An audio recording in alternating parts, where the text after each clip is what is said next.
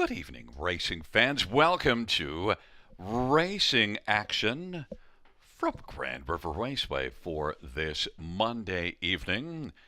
Some blue skies and some clouds, so it's kind of a mixed bag. Track condition, though, is currently listed as fast. Temperature is only recorded as 20 degrees Celsius, a little bit cooler today, but nonetheless, we shall race, and we have a great card of racing lined up for you this evening. And note there are no changes in races 1 or 2. In race number 3, 1 Lamatane, bridle change, blind bridle to blinkers, blind blinkers on the 1 Lamatane. In race number 4, Wifey Said So. So if you look at the chart line, it says that Wifey Said So was second at the quarter, then eighth at the half, and then second at 3/4. Well, you know that's not right. Even an idiot like me looked at that and said, oh, that's not right. So he was actually, Wifey Said So was second by a length at the half.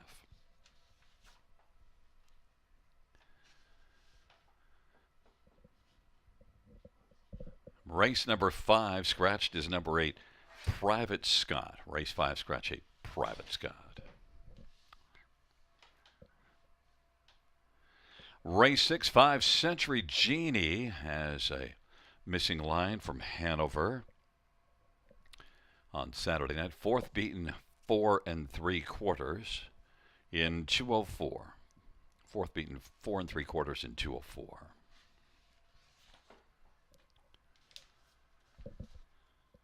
Races 7 through 9 have no changes.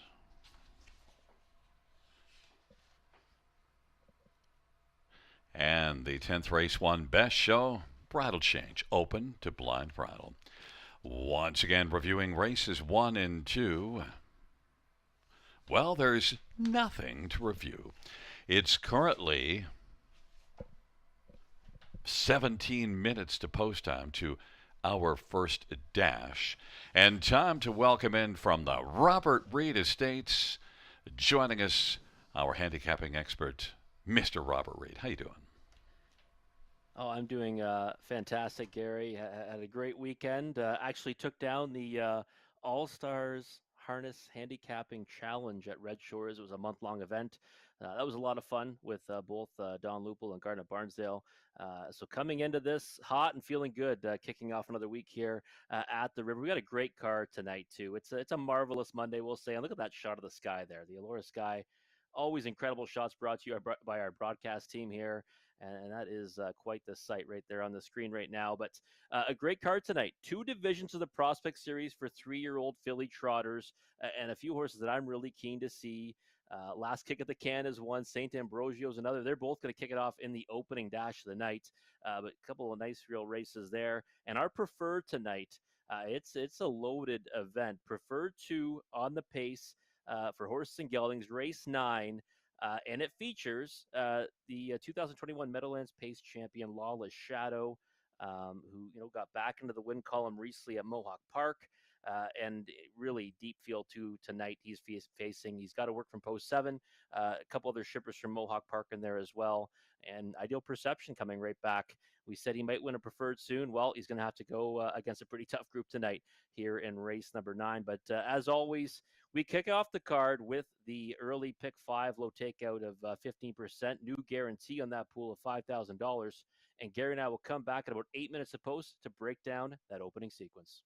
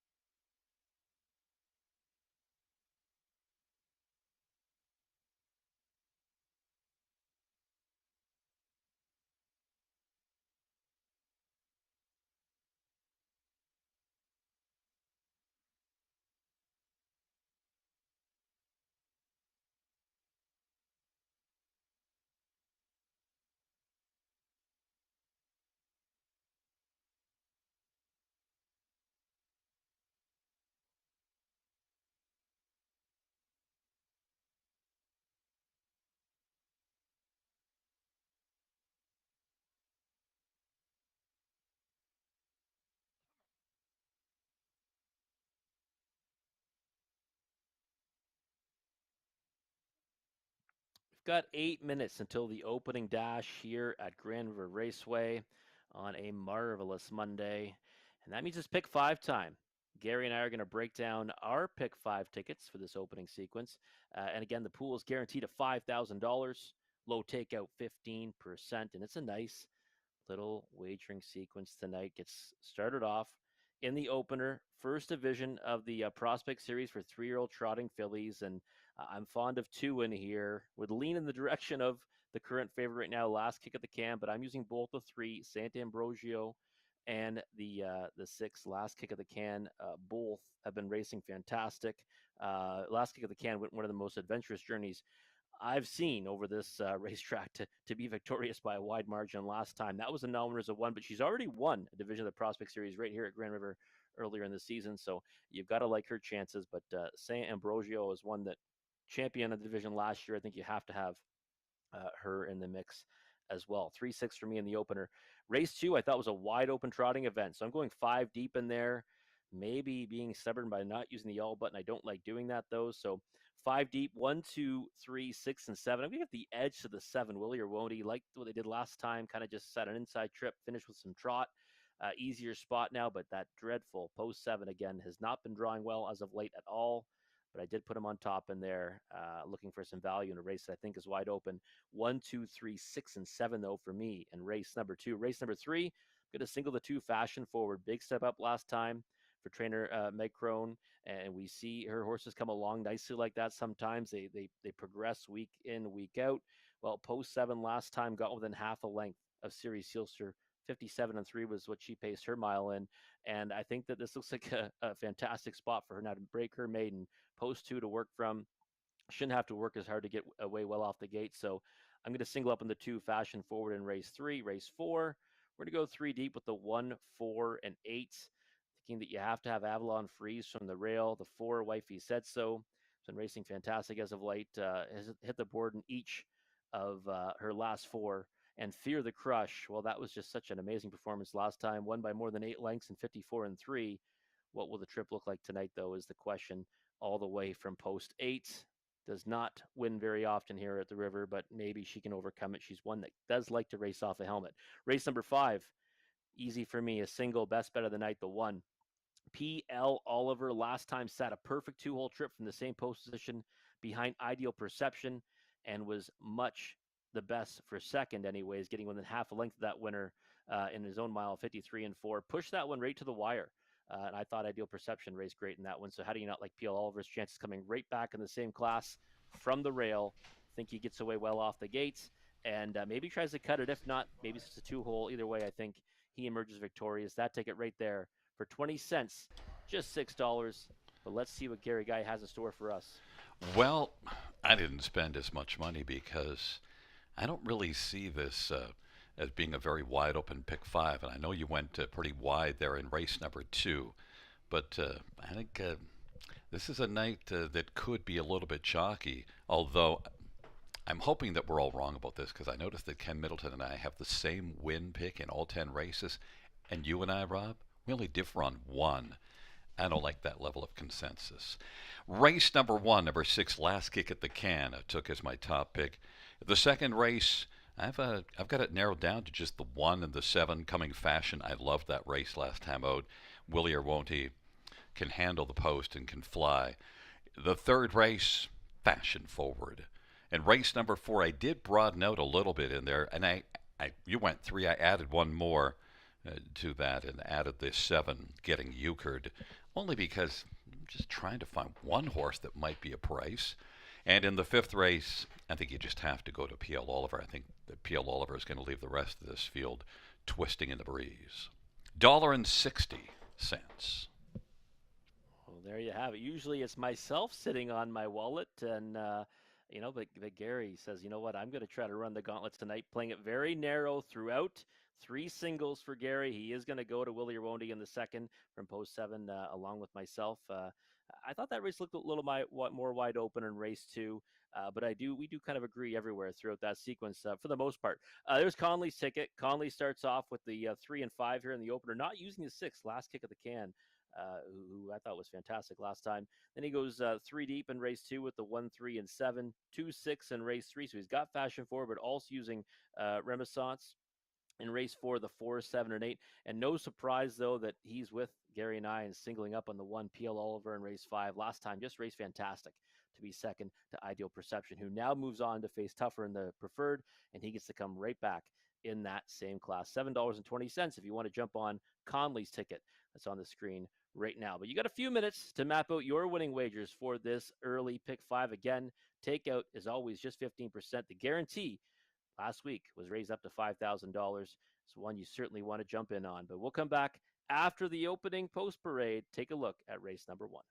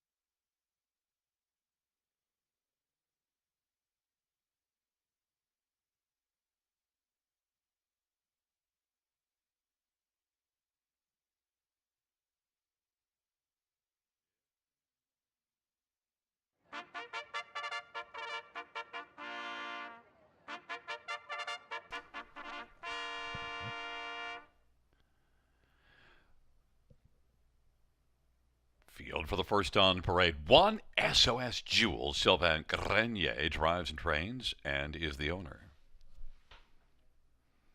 Number two is painted by Matisse Travis Henry for Bill Meegans. And number three, Sant Ambrogio. Dan O'Brien drives and trains and owns.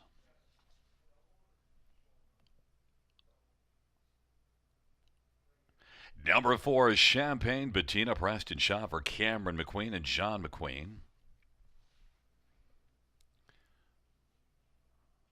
Five is April Duford, Dennis Duford for Ashley Duford. And number six, Last Kick at the Can, Scott Culver, Dale Fritz, and Matthew Trelford. Field of six, race number one, just a few minutes to post time. It's your last kick at the can to get your pick five down. And, well, Rob, we're both starting off the pick five with last kick at the can, but you also have Sant Ambrogio as well. But last kick at the can certainly looks to be the one. I think she is. I mean, I'm a big fan of both those fillies, though. I really am. It's hard for me to separate them too much in here, but it really came down to her last performance, Gary. I watched that replay back so many times. essentially overcame like an obstacle course throughout that race. She got away seventh from the trailing post. She had multiple horses break in front of her, and she still ended up winning by open lengths by more than or by four on the end of it, and was going away under the wire too. She could have won by more, and for a horse that by all rights many would have made breaks themselves for what happened throughout that mile. She looks really sharp in the track right now. She's got to work from post 6, 1 to 5 on the board. I mean, that's a pretty hefty designation for one that does show some breaks in qualifiers, but she couldn't have been more sure-footed last time. So, like I said, I was impressed by that probably more so than any replay I've seen so far this season at the River. And I think, by all rights, she can come back to win here in the Prospect Series. She's already done it. She did it back on June 2nd here as well in the Prospect Series. Well, you thought there wasn't that much to separate the 3 and 6, but the fans kind of disagree. 6-1 on Sant'Ambrogio. Well, I think that part of it might be just discounting it based on you're looking back at a horse that raced at Grand River last time versus one that raced at Dresden. Now the effort two back, obviously they met before, and she lost the last kick at the can. I didn't think she raced that great that on that occasion. I thought that she kind of put in a poor performance for what I've been used to. She was bet down though to 60 cents to the dollar on that occasion. She then came back though and dominated in leg 2 of the Prospect Series at Dresden Raceway. I mean, she left no doubts on that occasion. That was more reminiscent of her win in the final of the Prospect Series last year at Western Fairs. So I think she's improved dramatically since the last time these two fillies met. And I think that, she might be tough to catch if the game plan is to go down the road tonight. I don't think the discrepancy should be 4-1 and 1-2. I think it should be more like maybe 6-5, 8-5, and 2-1 or 5-2. I think there's not much separating them, but obviously we'll find out very shortly. Number 4, Champagne Patina, Manic Monday's top pick here. And that last race at Hanover, I was looking closer at it. In front by 17 lengths at the quarter. Got to the quarter in 29-2. What did the rest of the field lay down? What happened? Well, it was. I mean, it was a dominating performance, no doubt about it. But I mean, also it was not the toughest group in the world, and there was a lot of breakers. Right, it was a 5-horse field. Only one other horse stayed flat, so a little bit deceiving in what we're looking at in the program. But I don't want to take too much away from her because I thought she's raced really well, especially in recent efforts for Cam McQueen. She did get the better of Sant'Ambrogio 2 or 3 back here at the River. She split last kick of the can and that one, and then ended up finishing third. Really couldn't get near that rival 2 back at Dresden. So again, I wouldn't put too much into winning by 18 lengths last time at Hanover, but I do think she's the main one underneath for me in the trifecta. But for the exacta, there's 2 that I'm looking at clearly. And number 5, April Duford, was racing okay last race at Dresden, and then break. Yeah, she made a break in stride, and she was kind of ranging up. Actually, used her in the place spot on that occasion. I thought she might have been moving into second when that happened, but it may have also been a break that she made because she was getting tired. It was kind of tough to tell for me. That was off of Vet Scratch Sick. Before that was a winner in the division of the City of London, and she really raced well at the Raceway. Throughout the season, 5 victories. And one that was coming along nicely. For me tonight, though, just a minor award. That's all I can get to on her. I think she's going to be in pretty tough against, the top 2 definitely, and maybe even Champagne Patina. It is a field of 6, the Prospect Series. The 3-year-old trotting fillies moving into position, and the first leg of the pick 5. Rob and I both have last kick of the can on top, but Rob also threw in Sant'Ambrogio as a pick on the pick 5, and I went alone with last kick at the can in terms of just singling up. Taking up their positions, S was Jules and Painted by Matisse in the center, Sant'Ambrogio and Champagne Patina. To the outside is April Duford and last kick at the can. And SOS Jules is off stride right now. Field into position. SOS Jules is able to recover now and is on stride. They're at the start and they're off. And getting out, Santa Barogio, SOS Jules, and Painted by Matisse and Champagne Bettina. Last kick at the can, relaxed away, and then trailing is April Duford. Right now, Santa Barogio with the lead, but it is Champagne Bettina on the outside, who's uncorking some early speed and is going to come on and grab the lead. Champagne Bettina leads by about 2.5 or 3. Then it is Santa Barogio, and Painted by Matisse is racing position third. SOS Jules is racing position fourth as they race their way on to the opening quarter. Then it is back to last kick of the can and April Duford. But right now, Champagne Bettina is moving along on a lead of a length and 3/4 over Santa Barogio as they work their way on around the turn. And then third is Painted by Matisse and SOS Jules. And here comes last kick of the can now stepping to the outside with work to do. And then April Duford. But it is Champagne Bettina and Preston Shaw. Off a 29-second opening quarter. Rolls past the half. Half was 1 minute. Santa Ambrosio second. Last kick at the can. Now has moved up to third. SOS Jules broke stride. They work into the backstretch. And last kick at the can tucked along to the inside for now.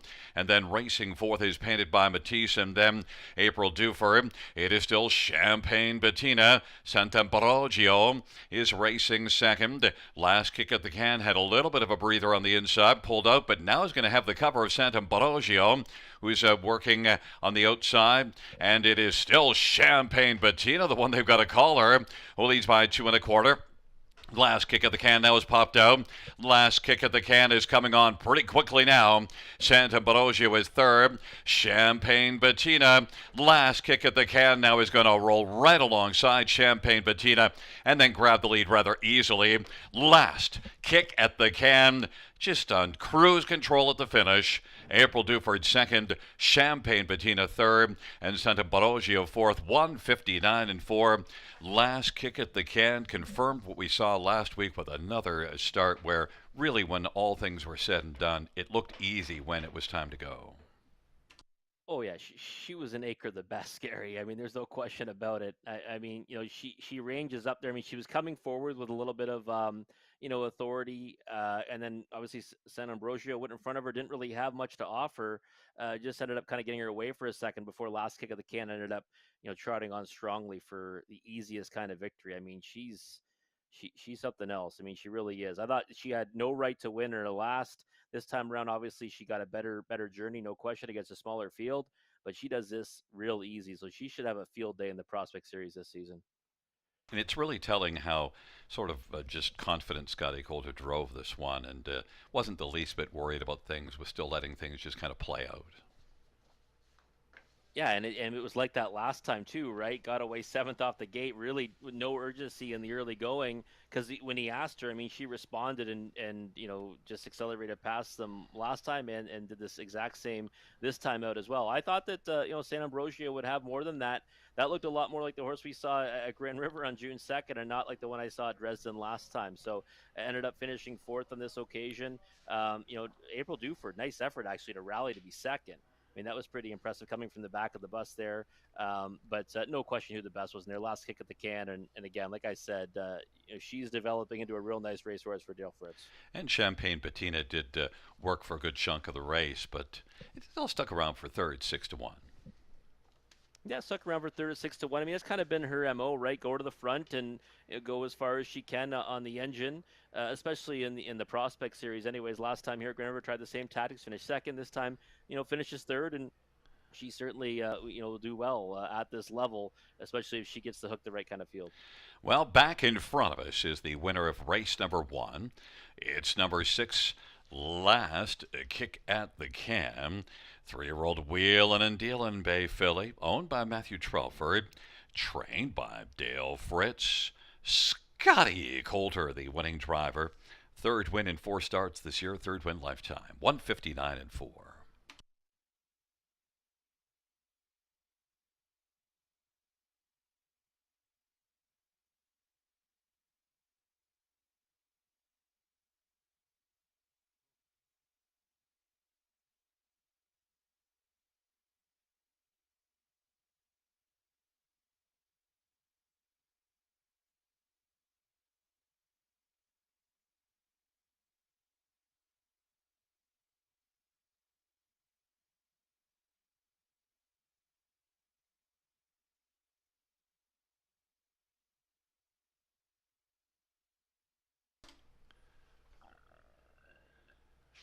The first race payout 6, last kick of the can 322.60 and 210. 5 April Duford 590 550.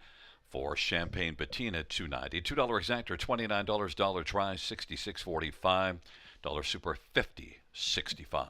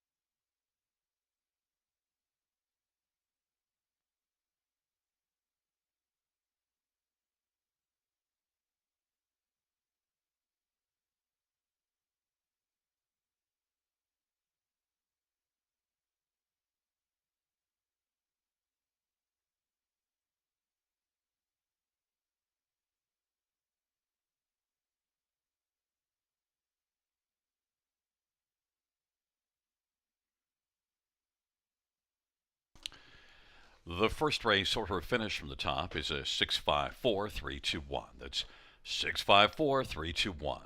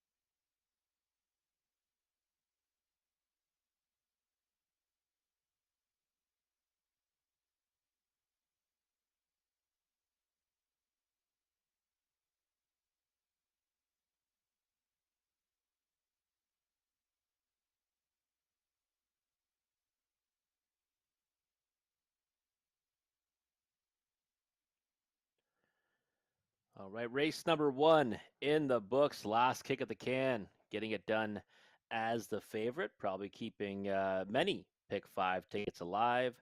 But whether you're still going or not, you might as well jump in on the early pick four, getting started right here in race number two. Guarantee pool $2,500, low 10%.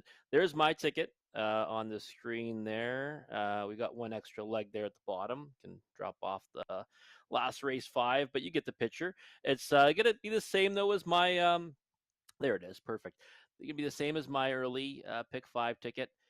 In race number two, 1, 2, 3, 6, and 7. I thought this race looked kind of wide open. The post positions, I think maybe you make it more of an even playing field. I would love to get behind Willie or Woney at a price, not at 6 to 5 though, from out there in post 7. But if you look at the doubles, what they're paying off of a hefty favorite, the favorite doubles about $10 and up to about 50 for the longest price. So it just kind of shows that I think many agree this race is a tricky one. 1, 2, 3, 6, and 7 for me in race number two. Race three, just the two fashion forward. Love the way this one raced last time from post 7, now post 2. Fifth career start for Meg Crone, and we've seen this horse getting better every single time she steps on the racetrack. So I think she'll likely get to the winner's circle tonight in race number 3. 1, 4, and 8 for me in race 4. Avalon Freeze with rail control, I think, is when you have to have the four wifey said so. Hit the board in each for last 4 and was a winner here at Grand River 2 back. Thinking that that one from the Jody Cullen barn is one you have to have on your ticket. And Fear the Crush, even though the 8 hole, not a place I typically go shopping here at the river, but she raced so well last time, and she is one that can race off a helmet. I think you do have to give her a bit of a chance in race number 4. In race 5, well, best bet, I think where everyone's singling this one, knowing the pick 4 and pick 5, so it won't be much of a price on the one PL Oliver in that important race tonight. Race 5 that finishes off the pick 5, the pick 4, and is also our first super high 5 of the evening. But I think PL Oliver really just sets up for a great opportunity there from the rail to push out for the lead, or at worst at the 2 hole, and get the better of a group that is certainly not what he had to chase last time in Ideal Perception. So PL Oliver the one, a single for me in race 5, and it's is this going to cost you $3? Just $3 for that ticket right there for a 20-cent wager, and one that I think has a good chance to come in. And if we get a price down in the opening leg, that would certainly help it pay. But you've got a few minutes to map out your winning wagers for this early pick 4 wager. Again, the pool is guaranteed at $2,500, and the takeout is a low 15%. We'll come back in just a few moments, take a closer look at race number 2.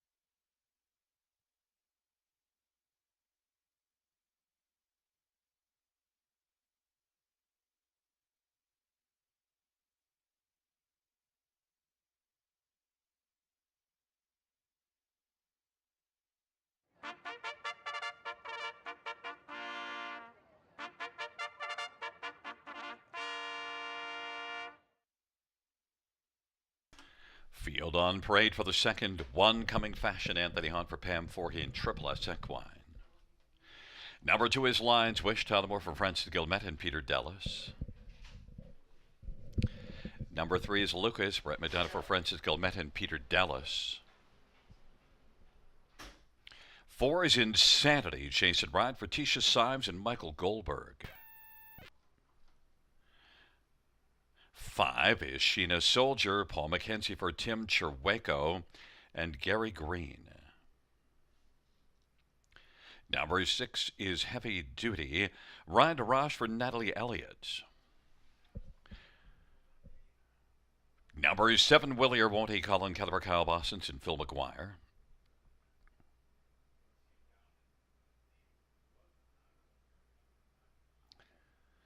And number 8 is Spun from Magic, Garrett Rooney for Cassidy Schneider and Colonel Schneider Jr.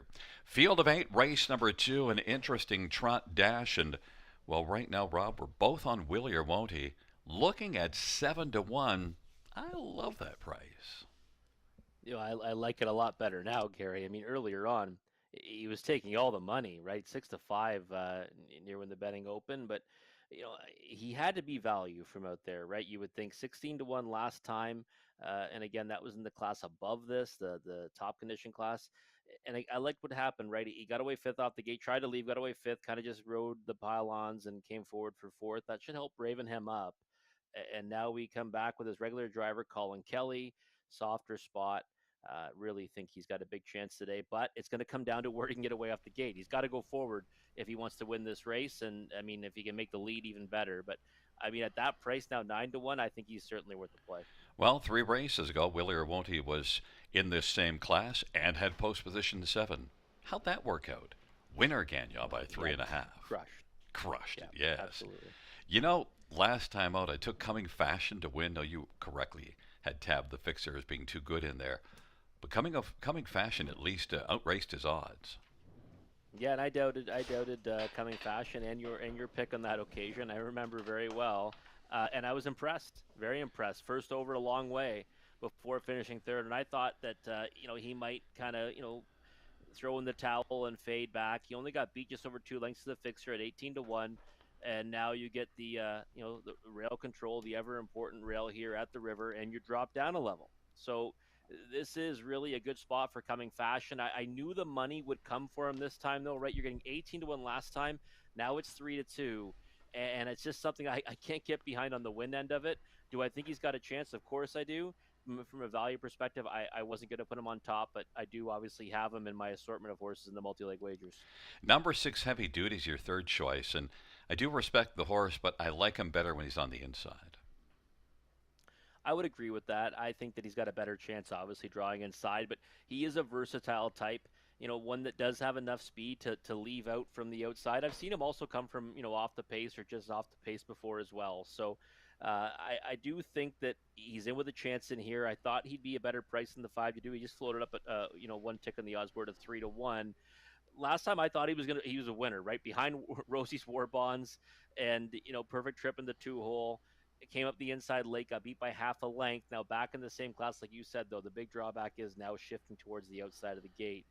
I just thought, though, pound for pound, he can be right there with this group, all things being equal. The question is, will that happen tonight from post 6? But I wouldn't leave him off your tickets because he's good enough to emerge victorious in here.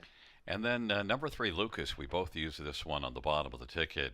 Brett McDonald, Francis Gilmet. Strong connections. Yeah, strong connections and a good effort last time to be second in a comparable class. Second to Bucky's Angel. Before that, top condition here, no real chance from post 7 in a race that was won by Vil French. That was at Georgian, but just a horse that I thought you get value on both the stablemates from the Francis Gumet barn, and Lucas to me was the one that I gave the edge to over the 2. And I think that post relief should help as well. So if he gets the right kind of trip, he can win in here. 8 to 1, not a bad price if you want to fire on that one. And how about a price? You'd love starting off the pick 5 with Lions Wish at 12 to 1. It would be very nice, yeah, because that would be a nice number to add some value to the ticket. And I like it because what happened last time, Gary? Right, post eight in a tougher spot, you finish eighth. You stroke that one off the program page, and now you get a much better post to work from, and more important, back on a regular rotation after being scratched due to injury. So I think that that one's not without a chance in here, and the big number right now at 12 to 1. Well, the fans think that the one is the fashionable pick in here. Coming Fashion is 8 to 5, along with Lions Wish on the gate and Lucas in the center. Insanity and Sheena Soldier. The outside, Heavy Duty, Willie or Won't He, and Spun for Magic. It's a field of 8. It's race number 2 on a manic Monday at the river. Here they come.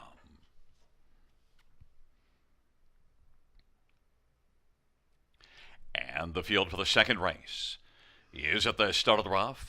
Lions Wish, Insanity, Sheena Soldier, and then Lucas in Coming Fashion on the inside. At the field, works on around the turn. They're still 4 wide racing in that turn. Lucas has now got the lead. Lions Wish, Coming Fashion on the inside, drives on through. Insanity, then Sheena Soldier, Heavy Duty, back to Willie or Won't He, and Spun from Magic. It is Lucas now who's going to come on and take the lead, and Coming Fashion is second.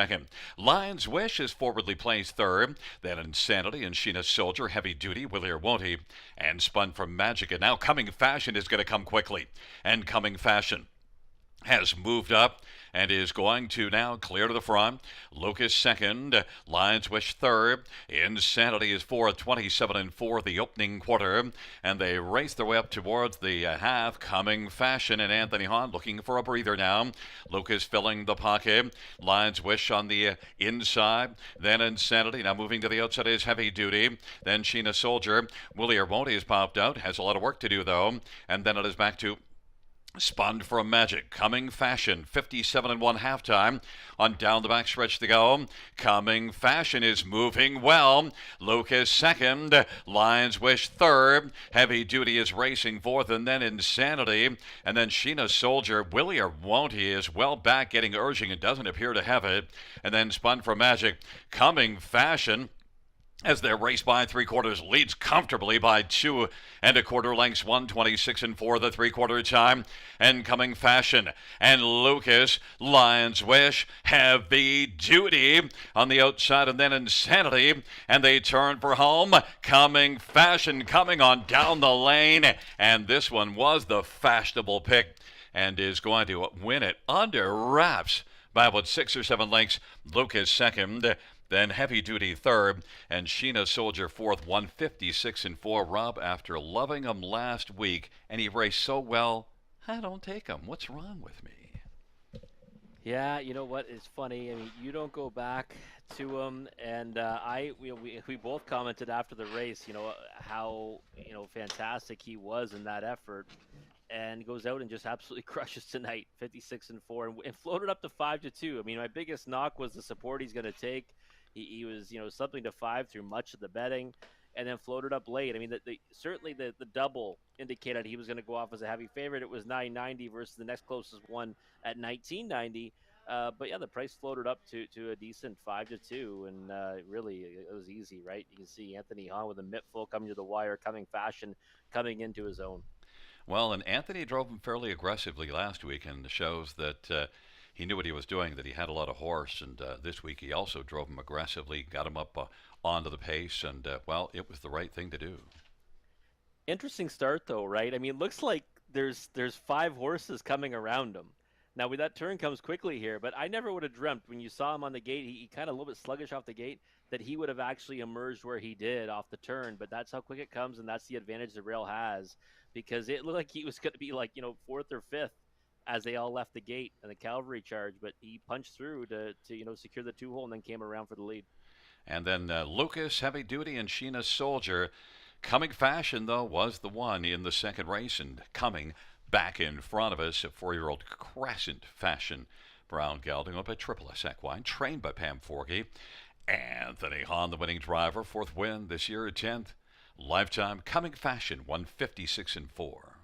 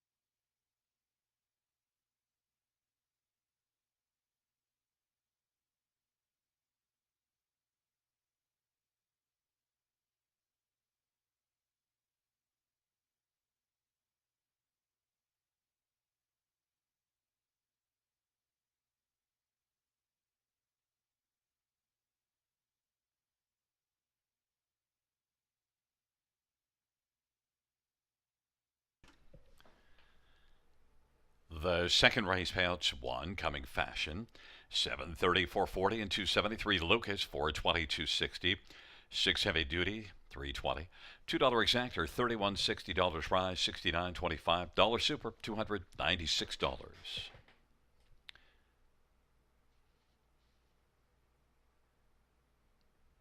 Double of 6 and 1, $9.90.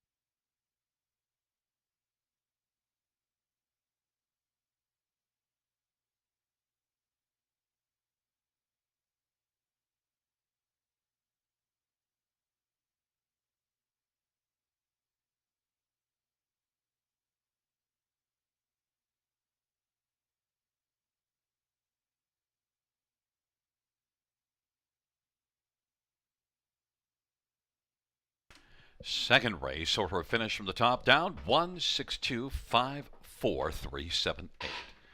That is 1625437 8 on the bottom.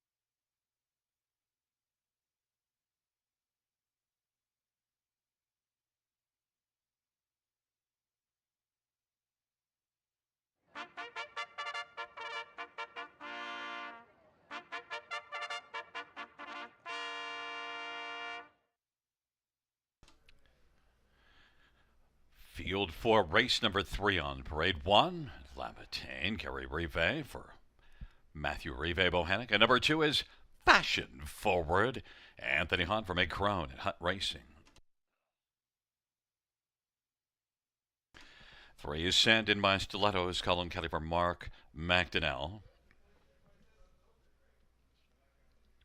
And 4, Queen of the Deck, Lauren House for Scott McNiven and Kimberly McNiven and Thomas Broadhurst and Douglas Haywood and Brad McNiven. And number 5 is She's the Main Event, Garrett Rooney for Chris Hill. Number 6, Renaissance, Jason Ryan for Bruce McDonald and Stephanie Smith. And number 7 is Zeb's Breaking Dawn, Chris Rogers for Doug High. 8 is Better's Passion, Brett McDonough for Bruce McDonald and Barden Stables and Craig Walwyn.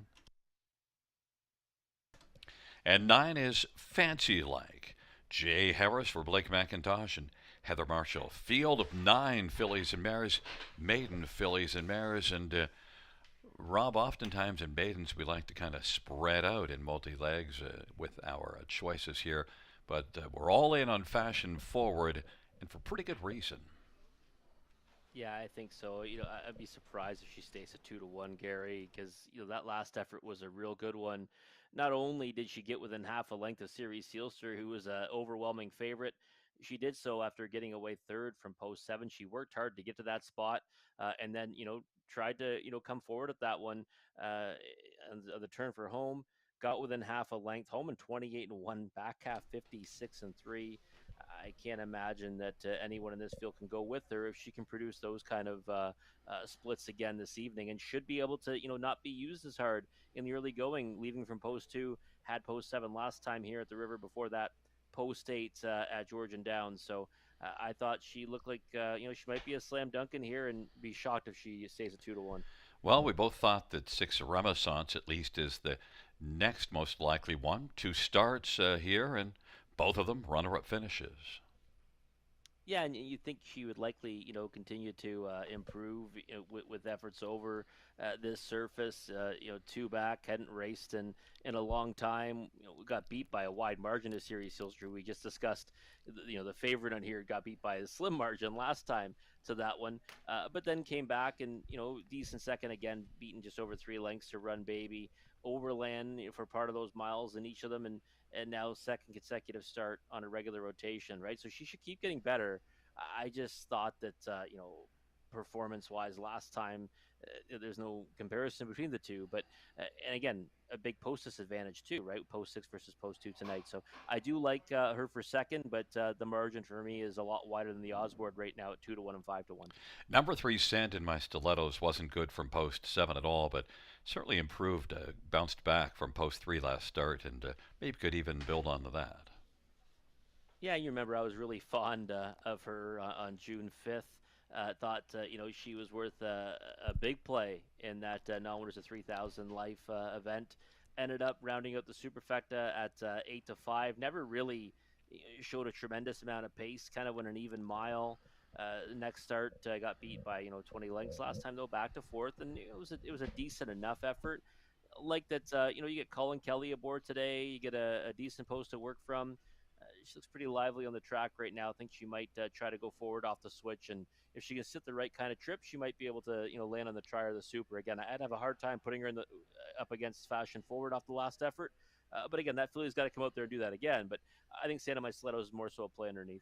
Number 4, Queen of the Deck, is one that's, kind of hard to figure out, to guess, because, well, we haven't seen this one race yet, but certainly the qualifier gives us some clues.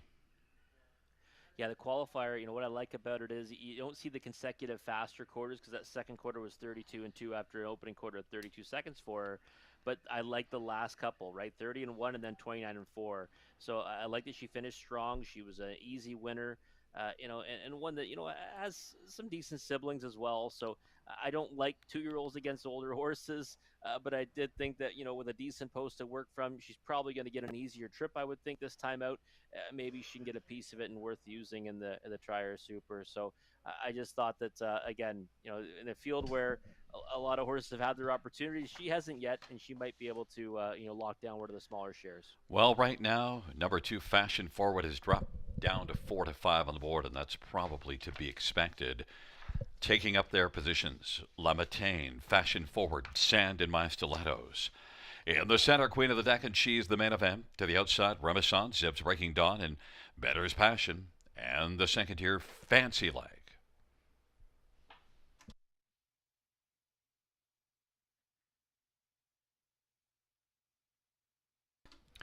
It's a field of 9 for race number 3. They're gathering speed approaching the start.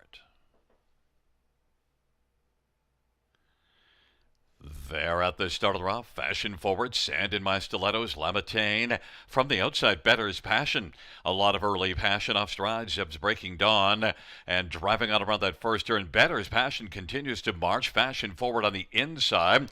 Better's Passion from post position 8 is going to drive on and get to the front. Fashion Forward is racing, filling the pocket position, and is going to step out now and reclaim the lead from Better's Passion, who is going to be racing the pocket. Sand in My Stilettos third, then Renaissance and Lamontagne and Fancy Leg, and then she's the main event. Fashion Forward fell to 1 to 9 on the board and has the lead. Better's Passion at 40 to 1 is right there filling the pocket. Sand in My Stilettos is racing third.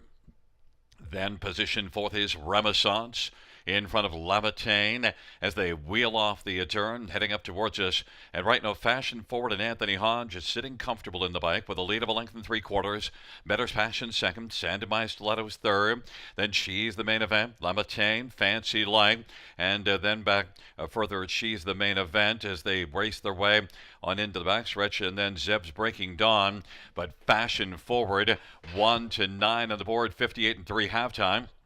And Fashion Forward has a lead of about 2 1/4 right now. Better's Passion second. Renaissance took to the outside. First up third. Sand in My Stilettos, and then Lamatane. Fancy Like, and she's the main event. But Fashion Forward just continues to just freewheel it on top, enjoying the view of a about 4-length lead. 1:28 and 3 the 3/4 time. Fashion Forward. Renaissance now is taken second. Better's Passion is third. Then Sand in My Stilettos. And then it is she's the main event. But Fashion Forward and Anthony Hahn is just going to relax and sit very cozy in the bike as this one just does it under wraps at the finish. Renaissance was second. Sticking for third was Better's Passion, and then Sand in My Stilettos. Fashion Forward was 1 to 9 on the board, and the odds board had it about right. Yeah, she was what you want to see from a 1 to 9 shot, right, Gary? I mean, it was never really in doubt.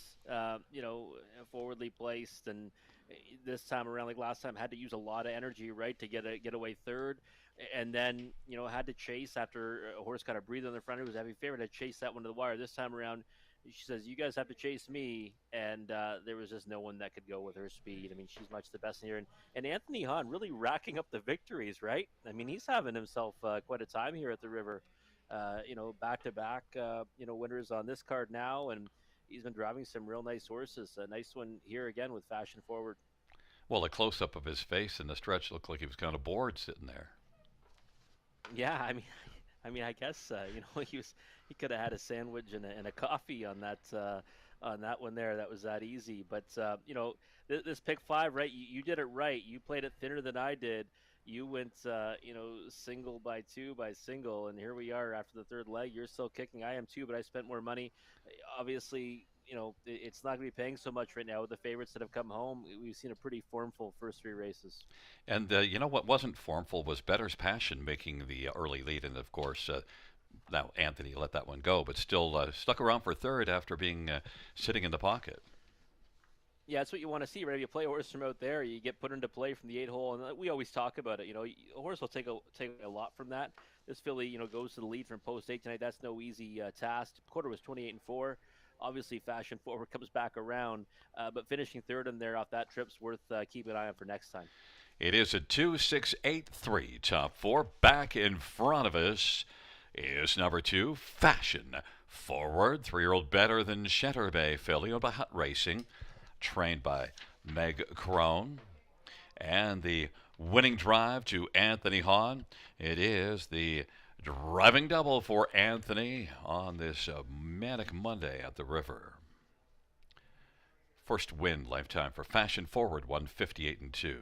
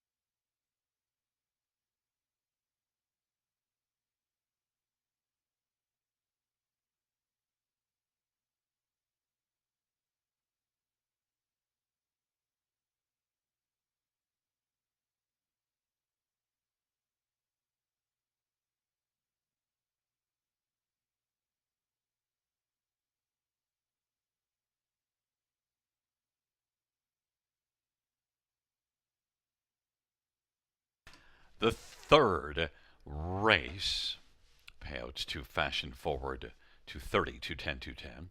6 Ramazan, 310, 238. Better's Passion, 960. $2 exactor, 490. Dollar try, 30, 290. Dollar super, 86.70.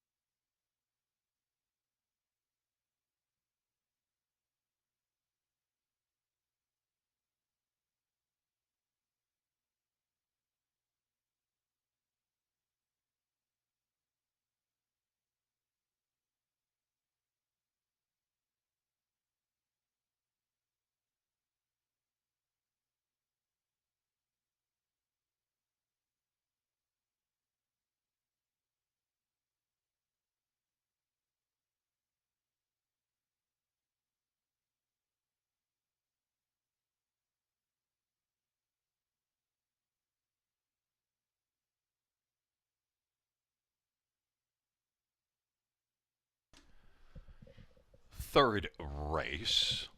Order of finish from the top down 514 782 936. That's 514 782 936.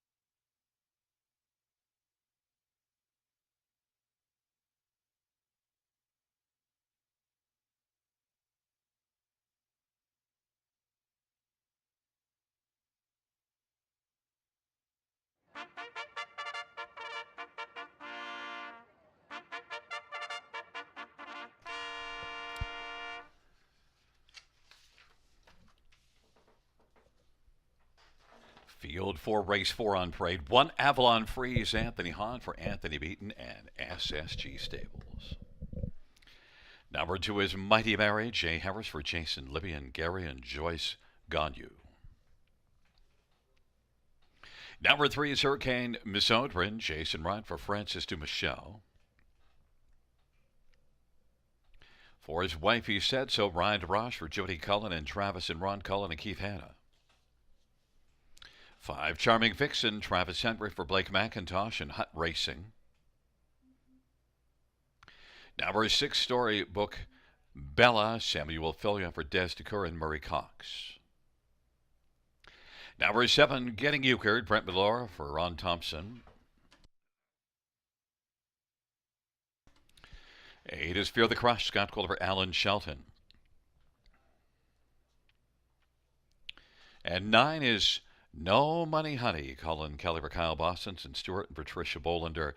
Field of 9, race number 4. Let's get a look at this field. And, well, we'll start with your top choice here. Wifey Said So is 3-1 as the favorite, but a lukewarm favorite. Yeah, lukewarm favorite in a race that's been kind of evenly bet throughout, Gary. And I thought that she should attract the favoritism in here because that last effort, at Mohawk Park and an OSS grassroots race was a good one. Obviously, only getting beat by a couple of lengths to Sentry Jamila, who's been amazing. And before that, it was a winner here, battled back to win here at the river. After having the lead, looked like she was beat and came back to win. So does face a tougher field over this surface this time out. But I thought she's done enough, lately to certainly, merit respect as the favorite. Well, I should tell you that my original pick was for Wifey Said So. But then, I kept looking at it and saying, if Fear the Crush races the way that he did here last time out, he could start from the Tim Hortons across the street and still win. Fear the Crush was outstanding. I know the post position scares you away, but I just thought, good, that'll scare you away, and I'll take him. Yeah, listen. I like her for second in here, and I mean, if it wasn't for post 8, I'd have a hard time not putting her on top off that latest effort. And she's 7-1 right now, which I was not expecting. I thought it's weird though, right? Because her last 2, she's been bet off the board throughout the wagering cycle. Remember 2 back on June the 12th, we both said, we don't understand why she's taking so much support. She raced fantastic. Second to Blue Glamber. Last time out, she blew her competition off the track after racing off the helmet. Huge last quarter, 28 seconds flat, back half 56 and 4. Can she map out that kind of journey in here? She's going to have to get somewhat forwardly placed off the switch and then try to grab onto a helmet. If she does, she could be tough. She looks really confident out there and proud in her pre-race appearance. 6-1, you could probably talk me into a win ticket on her, but you know me, Gary. I just it's so hard to bet post 8. I mean, it wins at such a low percentage. Last season, I think it was 1.8% hit rate for on the pace, so it's hard to get there for me. Well, a post position that you can bet from is 1 Avalon Freeze, and you do see a front end win May the 2nd, non winners at 2 at Flamborough, all the way on top. Yeah, went on the lead on that occasion, and since it hasn't raced, poorly by any stretch. Second in Mending Fences, that's a filly I'm really fond of. In her next start, May the 20th, and then a couple of starts in the OSS Grassroots, right, against some pretty good horses. I mean, Twin Delight, you could certainly back in here with any kind of confidence, and same with Sunburn. So, now she gets the rail to work from Hot Hand, right? Anthony Hahn has won the last 2 races, looking for a natural hat trick, and I think it's a possibility here with Avalon Freeze, 4-1 right now on the board. To me, that's about the price that I thought she maybe should be, but I thought she would take more support. It's coming now. She just clicked down to 5-2 favoritism. And number 7, Getting Euchred. I added this one in, took 4 horses here in the pick 5 because I went light everywhere else. And, 2 races ago here, Getting Euchred was one that we put on our watch list from post 8, parking and finishing 3rd. Yeah, and then I gave her a whirl at Mohawk Park last time, June the 16th, and you know what? The effort was a good one. She got beat only 4 lengths after getting away eighth off the gate. Look at the back half, 53-3. So I thought that she was one in here. If she ever drew a better post, I would have been all over her. But I can't leave her off the ticket altogether, even from post 7. She's got her trainer, Brent Ballore, aboard today, and I think that she's got a chance to get a decent chunk of it. Post scared me away for a bigger piece. I like the way you say that. I gave her a whirl. You got off your wallet and jumped in on getting euchred. Well, not this race, though, 5-1 from post position 7. But we are getting, well, I am getting 7-1 right now on 8 Fear the Crush, and you're on Wifey Said So, a co-favorite at 5-2 with Avalon Freeze on the inside. Avalon Freeze, Muddy Mary, Hurricane Miss Votrin on the inside. Wifey Said So, Charming Vixen in the center. To the outside, Storybook Bella getting euchred and Fear the Crush. And the second tier, No Money, Honey. It's a field of 9. It's the fourth dash, and here they come. And the field for the fourth race is at the start and the rough. Mighty Mary is going to hustle out with Storybook Bella. On the inside, Avalon Freeze and then Hurricane Misodrin. The field works on around the turn, and right now Storybook Bella is going to come on and get the lead. Avalon Freeze is second, Mighty Mary third, then Hurricane Misodrin. Wifey Said So is racing fifth. Then No Money Honey, Charming Vixen, and then it is back to Fear the Crush and getting euchred, and they race on to the opening quarter, and Avalon Freeze and Anthony Hahn is going to come on and take the lead. Storybook Bella is racing second, and then Mighty Mary, Hurricane Misodrin, and then it is back to Wifey Said So as they work their way around the turn. Then further back we go as they race their way off the turn. No Money Honey now to the outside, Charming Vixen. And then it is Fear the Crush and getting euchred. They head up to the half of a 27-4 opening quarter. Avalon Freeze and Anthony Hahn looks for his second panel breather. Leads at a length and a half, and halftime was 57-2, 29-3 second panel. Now Hurricane Misodrin is going to storm up on the outside and move up close to Storybook Bella as they race their way on down the backstretch, and Mighty Mary's racing fourth. And then it is Wifey Said So, Charming Vixen on the inside, No Money Honey. Then Fear the Crush and getting euchred. It is Avalon Freeze as they race on to three quarters. Hurricane Misodrin from the backfield. Fear the Crush now is making a sweeping large move.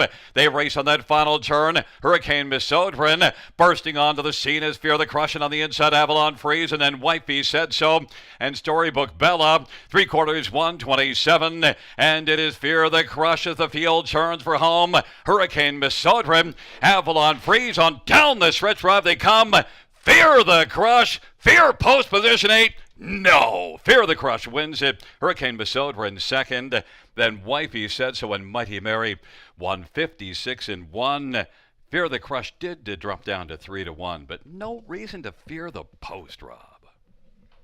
Well, listen, you were super confident, and I liked her for a second in here. And again, the post is the only thing that did scare me away. Fear the Crush. How about Fear the Rush? I mean, that is a breathtaking move, Gary. I mean, it really is. I mean, and she's done that. She did that last time. She made a nice, run at them, two back as well. Now three back, I guess. But I mean, she's just flying on that last turn. Horses don't win like that here at the River. It doesn't happen. And when they do, it's in a race where they're coming home in 31 or 32 seconds. Not this time. I mean, this is a real legit mile.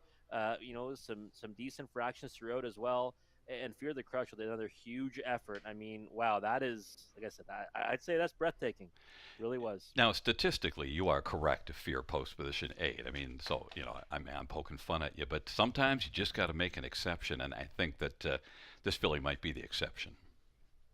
Well, I mean, that's the thing, right? I mean, there was a lot of things I think that built into the price last time. She did meet a softer group. Now, the one thing is, it's the same level, and now you push her out to the outside of the gate. Now, late money came for her. I think she's going to be value though in the pick 5 and the pick 4, because sometimes you just don't get down that far on the page, right? When you're making your selections for that wager. But in any event, listen, she was unreal last time. We talked about how incredible she raced.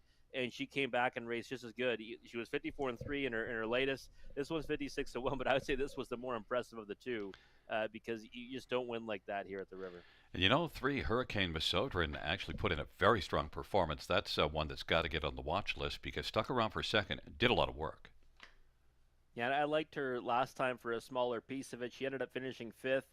This time around, first over for quite a bit, and kept on battling. Right? I mean, if she doesn't meet the monster that is Fear the Crush, she would have been the winner in there at a bomb price. But yeah, one that we'll definitely keep an eye on for next time. Coming back in front of us is number 8, Fear the Crush, a 3-year-old Fear the Dragon Bay filly, owned and trained by Alan Shelton. Scotty Coulter, the Tan Tornado, with the double 2 for 10 on a Monday night at the River. Fear the Crush, his second win this year, fifth lifetime, 156-1.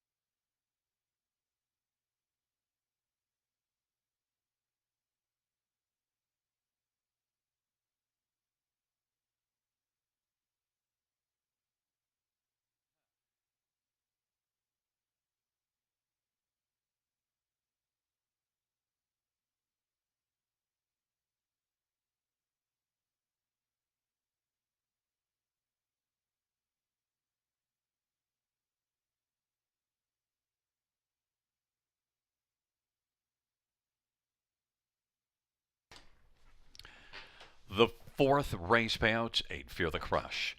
Age 75, 95, 10, 3 Hurricane Misodrin, 2020 and 710, and 4 Wifey Said So, 340. $2 exactor, $188, dollar try, 301.10, dollar super, 1,029.55.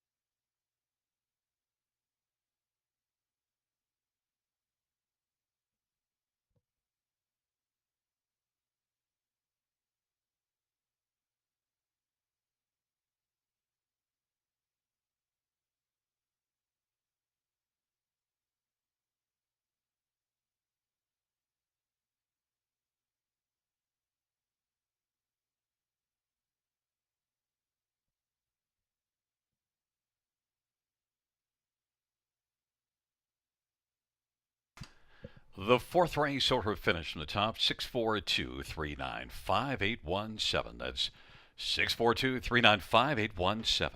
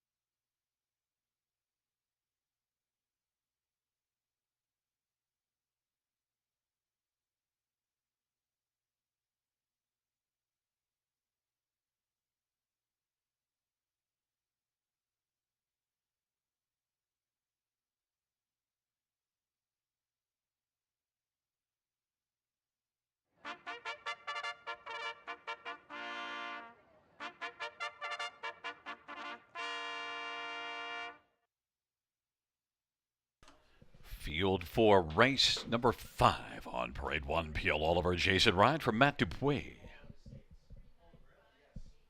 Number 2, Mr. Cheeseman, Lauren House for Scott McNiven and Donald Douglas. And number 3 is Bugsy McGuire, Austin Sorry for Rachel Andrew.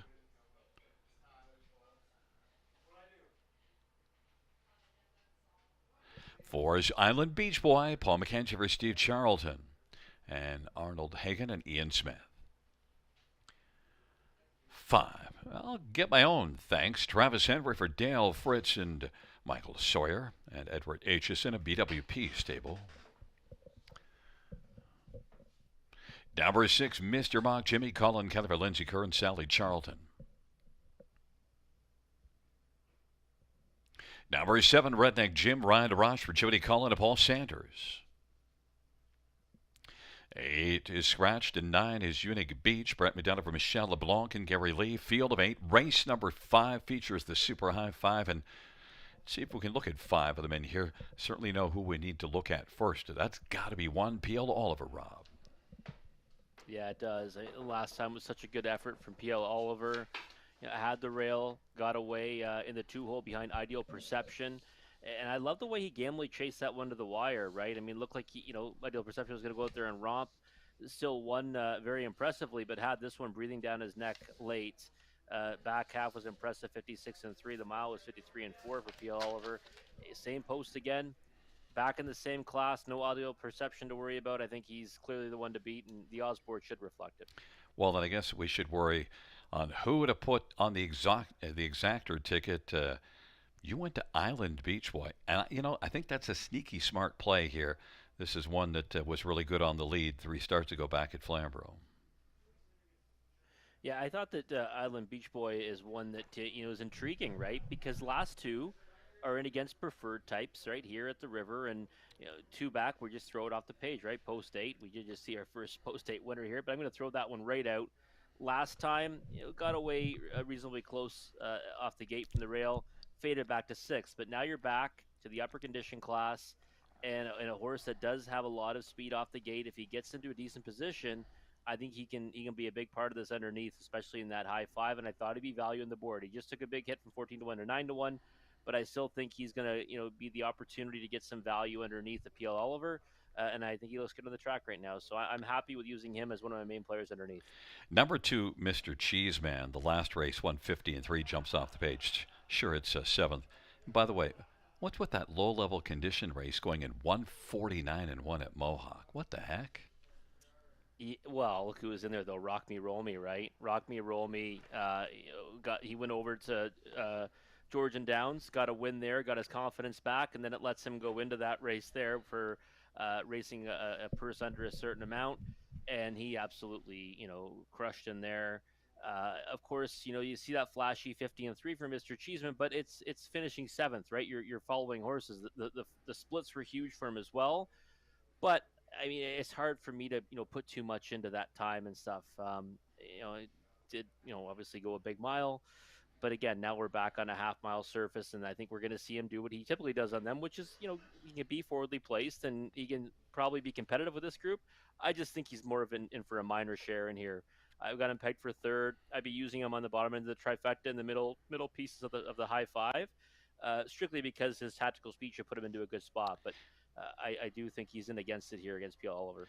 Interesting to see what 5 I'll Get My Own Thanks does, because this is one, if it wasn't his first start of the year, we'd be fairly interested. This is one that was really good last year. You see some very competitive miles in December. 52-4, second to beat in 3 lengths, parked every step of the way at Mohawk. Yeah, I'd be really intrigued to put this one even higher. Maybe not ahead of P. Oliver, but I think he's one you want to use in the high 5. He's 15-1 morning line right now. It's 12-1 on the board, and you're right. If it wasn't for a start back, if we were coming in off some of those efforts back in December, probably pretty excited about him in this spot. Dale Fritz having a huge season right now, and I think that I'll Get My Own Thanks merits some respect in here underneath the exotics. 11-1, just depends on where he gets away and how fit he is. And number 6, Mr. Mock Jimmy. If you give me Lindsay Kerr's horses at 20-1, I'll take them all day long. Off a couple of victories, right? I mean, I know it's an optional $15,000 claimer, but back-to-back wins by open lengths and a horse that can race off a helmet, come into it late. Wouldn't leave this one off the bottom end of your exotics, especially that big number of 21-1. Shouldn't be that big of a price. We didn't touch on 7 Redneck Jim, but I sent you a text after that last race at Georgian. He was outstanding. 6-1. Outside post, though. Post 7. Taking up their positions, P.L. Oliver, Mr. Cheeseman on the inside. Bugsy McGuire, Island Beach Boy. I'll get my own thanks. To the outside, Mr. Mock Jimmy and Redneck Jim. And the second tier, Unique Beach.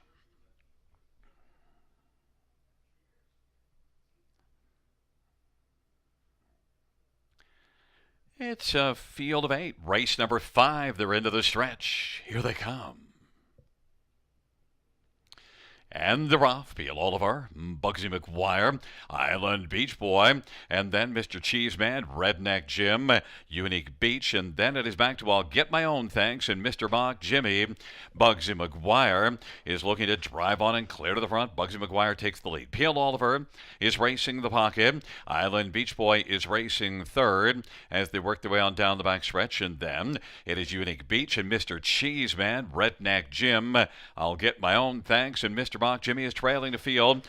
Bugsy McGuire 2-1's got the lead. The favored P.L. Oliver 3-5 on the board, sitting in the pocket. Island Beach Boy is third. Racing position fourth is Unique Beach. Then it is Mr. Cheeseman, Redneck Jim, I'll Get My Own Thanks, and Mr. Mock Jimmy trails the field. Off the turn they come. Bugsy McGuire is doing the work on the lead for P.L. Oliver, riding along in the pocket as they come up towards the half. Island Beach Boy to the inside. Unique Beach is on the outside, coming quickly first over. Mr. Cheeseman now has moved out, and then it is back to Redneck Jim. I'll Get My Own Thanks, and Mr. Mock Jimmy. Half of 56-2. Bugsy McGuire leads a length and a quarter. Unique Beach is chipping away, getting closer. P.L. Oliver is right there close, nose to helmet in the pocket as they race on down the back stretch. It is still Bugsy McGuire trying to fend off Unique Beach, and P.L. Oliver is right up tight in the pocket as they race their way on towards the 3/4 mile marker. And then racing on the outside fourth is Mr. Cheeseman, then Island Beach Boy. I'll Get My Own Thanks, and Redneck Jim and Mr. Mock Jimmy. And it is Bugsy McGuire. P.L. Oliver looks alive in the pocket. Unique Beach to the outside. They turn for home. Bugsy McGuire up the inside. P.L. Oliver, but Bugsy McGuire is driving on. Bugsy McGuire is going to win. P.L. Oliver was second. Then Unique Beach. And I'll Get My Own Thanks over Mr. Cheeseman. 154 flat. Top of the stretch. I was waiting for P.L. Oliver to blow by Bugsy McGuire. Well, I would have been wrong about that thought. Yeah, I wasn't, feeling too good about it, Gary, because you know what? That was a great drive by Austin Sorey, right? He gets the favorite in behind him, the 2, and we thought, that's usually a trip that P.L. Oliver likes. I mean, many horses do, but he was using the outside horse, as a pick on the outside, Unique Beach, and just kind of backing into that one, especially on the top of the turn before they came for home, and then he accelerated. And P.L. Oliver, right? I mean, that's pretty tough. I mean, he's all over the helmet the whole way. Doubled up in the pocket and then just couldn't come forward when it mattered most in the stretch. He ended up being second again. Bugsy McGuire, took a lot of support on the odds board. Morning line of 12-1 goes off at 2-1 and goes back right to victory lane when going back on the engine this time around. It'll be interesting to see what the pick 5 is on him. I didn't notice that because I was just looking at one P.L. Oliver. Yep, the pick 5 on Bugsy McGuire for 20 cents, 32.67 versus 11.49 on P.L. Oliver. And you're certainly right about the drive that Austin Sorey gave him. And Bugsy McGuire is one that can race well and a half because he can get off the gate. Yeah, absolutely. A horse that does have all kinds of speed off the gate. Reunited with Austin Sorey, right? Drove him to victory. Similar tactics, 2 back. Probably should have seen this one coming tonight. I just was enamored with P.L. Oliver, right? Who, and by the way, I'll Get My Own Thanks. Put him on the watch list. Let's not forget this time. Should we go back to that one next time? Back in front of us is number 3, Bugsy McGuire. 9-year-old Better is Delight Bay Gelding, owned by Austin Sorey, trained by Rachel Andrew. Austin Sorey, the winning driver, 4th win this year, 49th lifetime for Bugsy McGuire.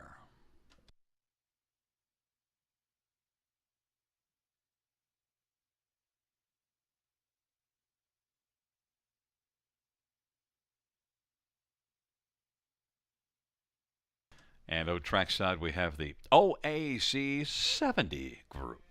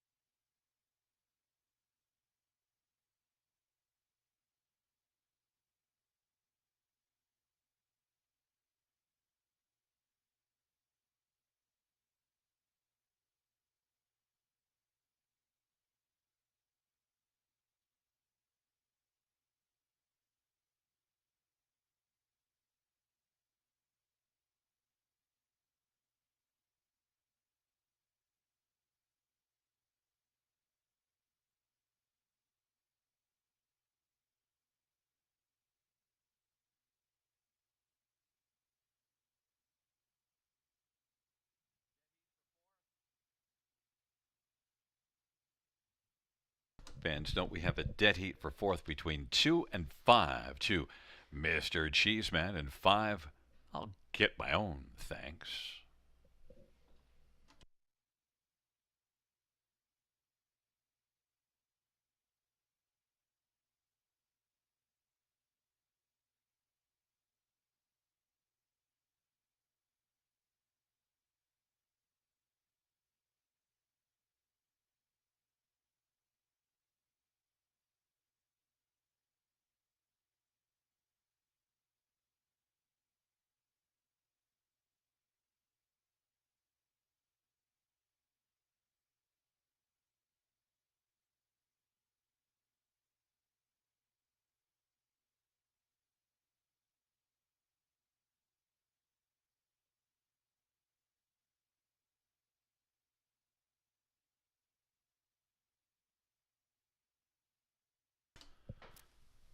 The fifth race payouts: 3 Bugsy McGuire, 630, 250, 210.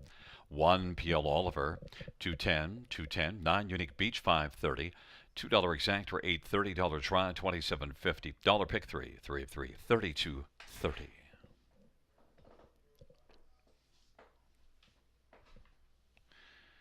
Dollar pick 4, 96.65.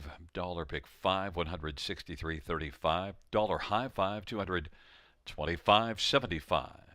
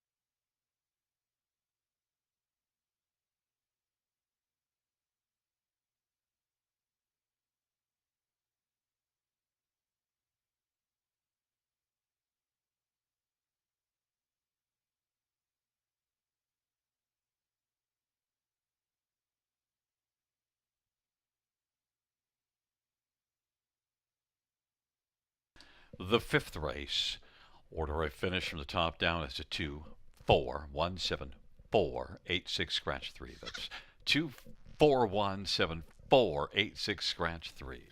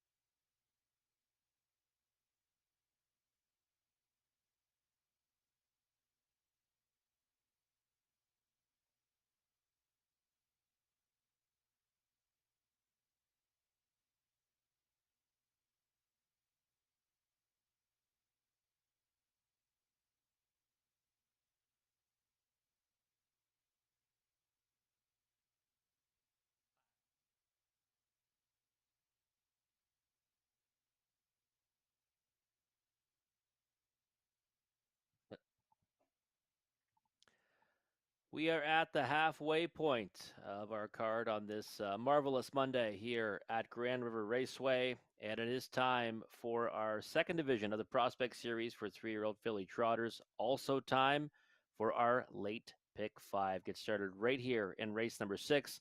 Low takeout, 15%. And I don't think they can beat the one cash deals here in the opener. I think the only way she gets beat is if she makes a mistake, which she has not done on any of her recent performances. She's been electric, winning 6 of her last 7 and won each of her last 2 by 6 lengths in the Prospect Series. So she's a single for me. Going to be a real short price here in the opening leg, though, in race number 6. Race 7, going to single up on the 5. Better Call Mom, a horse that last time raced from off the pace in an OSS grassroots event, never really had much of a chance. Before that, went a long way in the lead in a gold event, and now after finishing second or third in 5 or 7 career starts, she comes to the river and now winners in one event, looking like she should go down the road in there for victory. So single for me. Race 8, the 1, 3, and 5. I do think the 3 Free Star Flight might be one you want to zero in on in there, but I'm going 3 deep with the 1, 3, and 5 in race 8. 2, 3, 6, and 7 in our feature. Prefer to pace, and we've got Lawless Shadow, of course, Meadowlands Pace champion Lawless Shadow, and Artie's Ideal, both coming from middle condition ranks at Mohawk Park. But I also going to use the 2 Sea Laird, racing against softer competition on the big track, and Ideal Perception off that win last time. So 2, 3, 6, 7 for me in race 9. Just the 3 Hayek Hanover in race 10. Second last time to Duchess of Brant. Thought it was a pretty good effort. Now she's got a flat line to her credit. Post 3, I think she gets back to the winner's circle in the finale. Just 240 for a 20-cent bet. But let's see what Gary Guy has in store for us in this late pick 5. I also spent 240, Rob. Got to it slightly different than you, but some similar ideas. Look, first race of the pick 5. All you got to know is Mario. In race number 7, we both like a 5, Better Call Mom, but I added in Danica Sealster. 8th race, I went single with Free Star Flight. I just think that she might be too much in there. We'll see, because it actually is a race you could fan out, and you did. But I'm not that smart. Race number 9, it's 7, 6, and 2. The 2 on the outside are really the 2 in there. But I thought he'd throw Sea Laird and try to sneak in a price. And in the 10th race, I've got the 3 Hayek Hanover. Added control the distance, but, probably is not a necessary play because Hayek Hanover is really good. Yeah, I mean, I think so. But, that's where I probably would have went if I added one in there with the 2 control the distance. But, we've got 3 combinations, Gary, where we can get to the winner's circle together. There's Conley's ticket, and he agrees in the opening leg that Cash Deals is going to get the job done. That he's going to go 2 by 2 by 4 by 2. A lot of 3 5s on there for Conley. So he's hoping to see some 3s or 5s in the last 4 races of that sequence. But they're coming out onto the track for race 6. Again, you want to get your tickets in for the late pick 5, low takeout 15%. We'll come back, take a closer look at this second division of the Prospect Series on the trot for 3-year-old fillies after the post parade.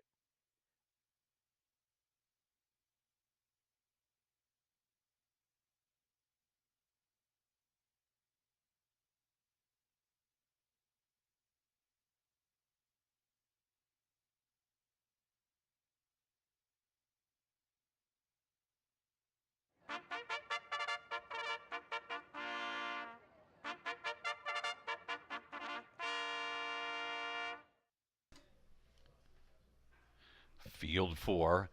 Race number 6 on parade. 1 cash deals. Mariola Edosha for the stable. Number 2 is Angela KT. Brett McDonough for John Holding and Morley Bosworth. And number 3 is It's Sally Deal. Scott Ray for Jack Ray and Dave and Arlene Hustle. 4 is Michaela's Angel. Travis Henry for Bill Meegans. 5 is Century Genie. Lorimer McClure for Hartel Maintenance. And number 6, Sunset Opponent, Pat Houdon drives to range for Glenn Lyons and RAW Equine. Field of 6, race number 6. It's all cash deals is the story. You won't cash much, but 2 to 5 on the board. But look at Rob. She's not just winning. She's just destroying the field that she's been racing against. Yeah, she's been absolutely crushing, and the city of London. She was an easy winner there, first over, just forged to the lead and ran away from them. And then the Prospect Series, she's given no one any chance at any point. She's gone to the lead in both of those efforts and just had a clear margin throughout before winning by as much as she pleases. And you look at these young trotters and sometimes worry about breaks in stride, and especially from the pole position for me for an inexperienced trotter, but she's done it smoothly too, right? So it even makes it harder to go against her. And you look at the group she's in against today, and she's gotten out there and already beat most of them. So I couldn't try to side against her. She looks good on the track right now, and I mean she's going to go off at 1 to 5 or 1 to 9, and likely be a single for everyone on their late pick 5 ticket. So looking for the exactor ticket, you went to 4 Michaela's Angel. I didn't use that one in my top 4. I got scared off by those breaks at Mohawk last race, but you see some good flat lines before that. Yeah, she was racing. When she minds her manners on the bees, especially, she can typically do good things. I mean, there are 2 seconds before her last 2 at Mohawk Park were good ones. Second to Driverless, second to San Ambrosio, who I'm a fan of that one, and she brought her A game to the Prospect Series at Dresden last time. Had the lead. For much of the mile 2 back actually at Mohawk Park before finishing 6th, and of course jumped it off in her latest. So the main thing with her is she's got to stay flat. If she stays flat, I think she is the one you want to use underneath. But you've got to find better value, I think, with her than the 2 or the 3, because they have a better chance, I think, of staying on their gate. So if she's the chalk exacta, then I'd probably steer clear of it. But if she's a better price than the 2 and 3 and behind, then I'd probably go in that direction. Number 2, Angela KT, does come in with 5 consecutive races without a break, and a second last time to my incredible MVP, who was one that won again last night at Georgian Downs. Yeah, has been much the best at Georgian Downs, and it was a decent enough effort there. And third, beating more than 12 lengths 2 back in the Prospect Series, and picked up pieces throughout in the city of London. So she's over 20 in her career, but she's got 6 on the board finishes total, and 4 of those came this season. So I think with her, really, you're looking for her to just get off the gate cleanly and maintain her position, and hope that maybe some others make a miscue. Like if Michaela's Angel makes a miscue, then her odds of landing in the deuce are pretty good. So I think player underneath, second, third, no doubt. The one that I used for second was 3 at Sally Deal. Post 7 here last race, second to last kick at the can. We've seen that one come back and win again, and that was a strong effort. Also, Jack Ray, he's got some big numbers this year. Yeah. Big time. Huge form reference, right? Absolutely. Second, beaten 4 lengths to that one, makes her stock go up significantly. Didn't race that well at Dresden. I was kind of disappointed the way she raced there. She got beat a wide margin in 4th, and then, of course, was second to cash deals here, June 2nd, but was 6 lengths between the 2 of them. So hard to put ahead of that one. But yeah, I think really the 2, 3, or 4 are interchangeable, right? For the second spot, just kind of, it's pick your poison. Well, that car with the red flashing lights is going forward, so I think I know what that is. And the horses are taking up their positions. Cash deals, Angela KT on the inside. It's Sally Deal, Michaela's Angel, the outside, Century Genie, and Sunset Epona. It's a field of 6. It's race number 6 on a Monday night at the river. Here they come.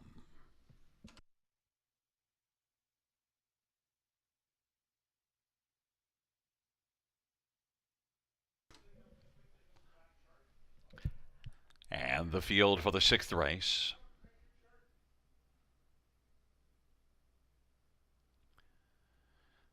They're at the start and they're off. Cash Deals is going to get up with McKellar's Angel. It's Sally Deal, Angelic KT, Sunset Epona, and Century Genie. Cash Deals is going to drive on by and take the lead. It is Cash Deals who's got the front. Angelic KT is second. It's Sally Deal third. Then McKellar's Angel, Sunset Epona, and Century Genie is trailing the field. Cash Deals 1 to 5 on the board. And Mario's just sitting pretty relaxed in the bike and nothing to look at, just moseying along at a lead of a length and 3/4. Angelic KT is second. 30 seconds the opening quarter. It's Sally Deal third. Then McKellar's Angel is fourth. Sunset Epona is racing fifth, and then Century Genie.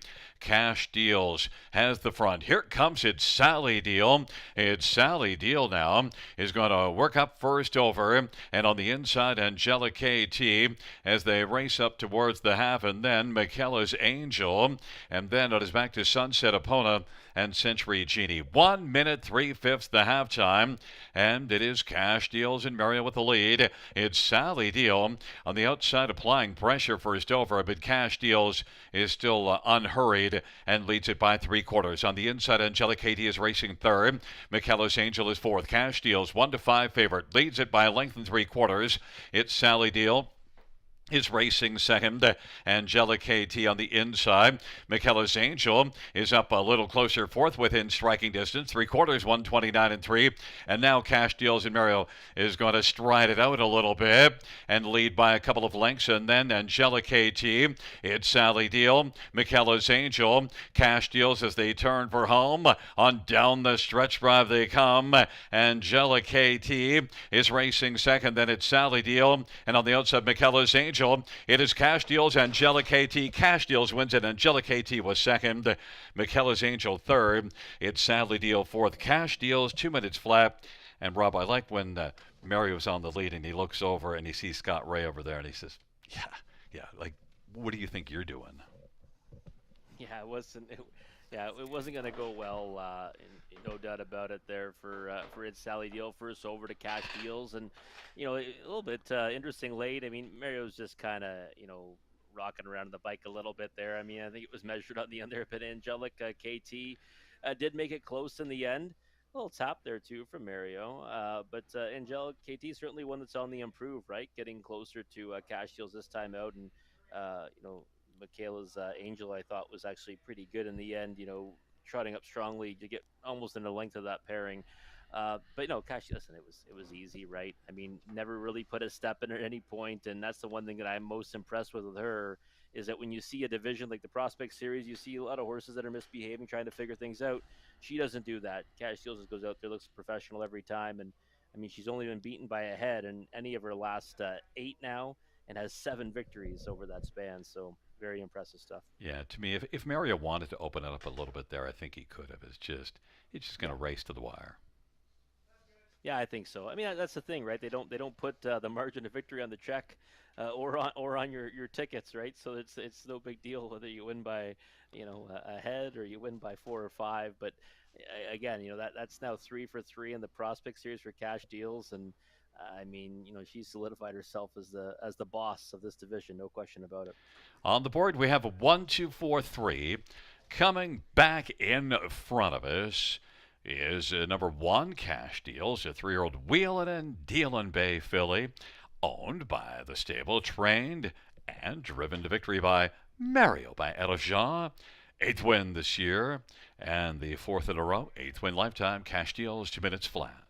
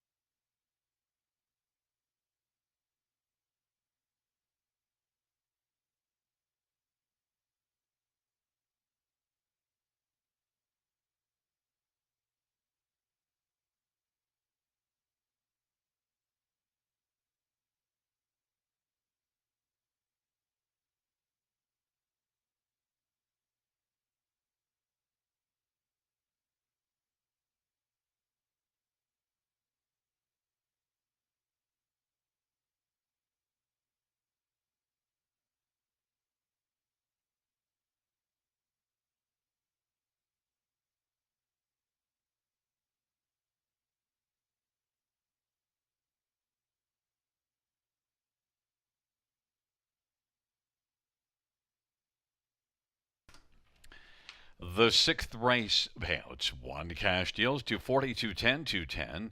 Two Angelic AT 810, 834. McKellis Angel 210. $2 exactor 1510. Dollar Tron 2060. Dollar Superfecta $35.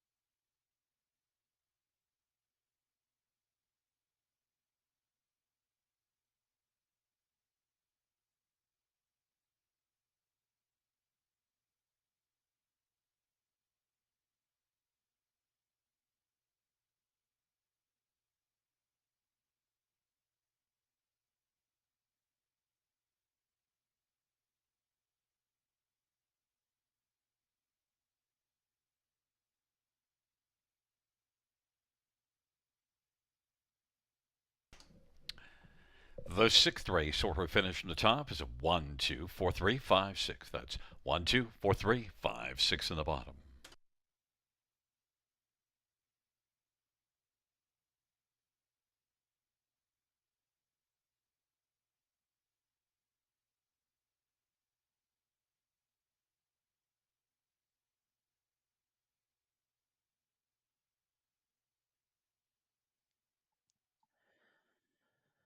Just 2 minutes away from race number 7 here at the river. You know what that means. It's time for the late pick 4. Low takeout 15%. And I'm going to keep it the same as my late pick 5 ticket. Singling up on the 5. Better Call Mom here. She's going to be a heavy favorite coming out of an OSS grassroots race where she didn't have much of a chance. And before that, raced really well to be fourth. After leading much of the way in an OSS Gold event. So she'll take a lot of action here. We're going to just single her up. I think she's one that should get to the winner's circle for the first time in her career tonight. Race number 8, the 1, 3, and 5. However, I would, maybe put a few extra tickets just singling up on the 3, Free Star Flight, thinking that one has found a pretty good spot for her to get back to the winner's circle as well. Race 9, it is our feature. Horse and Gelding's preferred to on the pace, and I think it's a real nice looking race. We got Lawless Shadow coming in. We got Artie's Ideal coming in. Respect Our Flight coming back from Mohawk Park. But for me, I think I want to use some horse on the inside of the gate as well. C. Laird likes a half mile surface. We know that. We've seen that from him at the Raceway, and I think that you want to have him from post two. Ideal Perception, real big winner last time. Loves racing on the lead here. Maybe that's the game plan tonight from post three. But I'm going to use the outside two as well. Artie's Ideal and Lawless Shadow. So 2, 3, 6, 7 for me in that one. And then in the finale, just keying up in the three, Hayek Hanover. Doesn't have to worry about Duchess of Brant this time, and has that flat line to her credit. Better post to work from. I think she gets back to the win column after a couple of dominating victories at Flamborough Downs in May, and that miscue on June the 12th here at the River. So just $2.40 for a 20-cent ticket. But the horse will be moving out shortly for race 7. So you just have a few minutes to map out your winning wagers for this late pick 4. Again, takeout is just 15%. We'll be back in a few moments. Take a closer look at race number 7.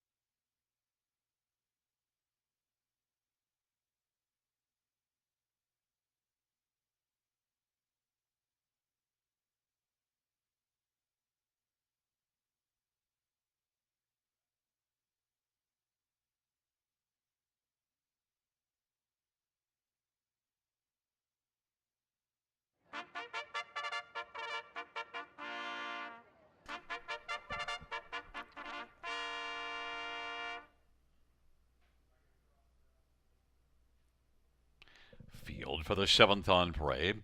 1, Ace 44 Daisy, J. Harris for Nicholas Stewart and Colin Densley Burrows. Number 2 is Kalina Diamond and Tasha Day for Gary Mahan and Kimberly Mahan and Kenton McKean. And number 3 is Madame Kelly, Brett McDonough for Courtney Bishop and Ron Nobes. 4, Sky Velocity, Talbot for Gary McDonald.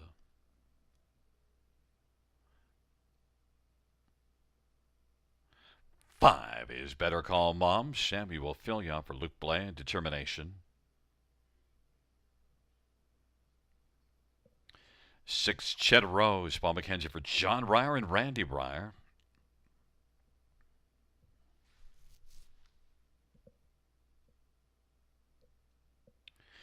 7, Danica Sealster, Travis Henry for Chris Haskell and Stanley Henderson. 8 is Latina Rose, Ryan Rush for Michael Rive, Gary Silifon, and Ray Primo. And 9 is Megbet Sylvain Grenier for 7 Deschanel and Gaston Bibo.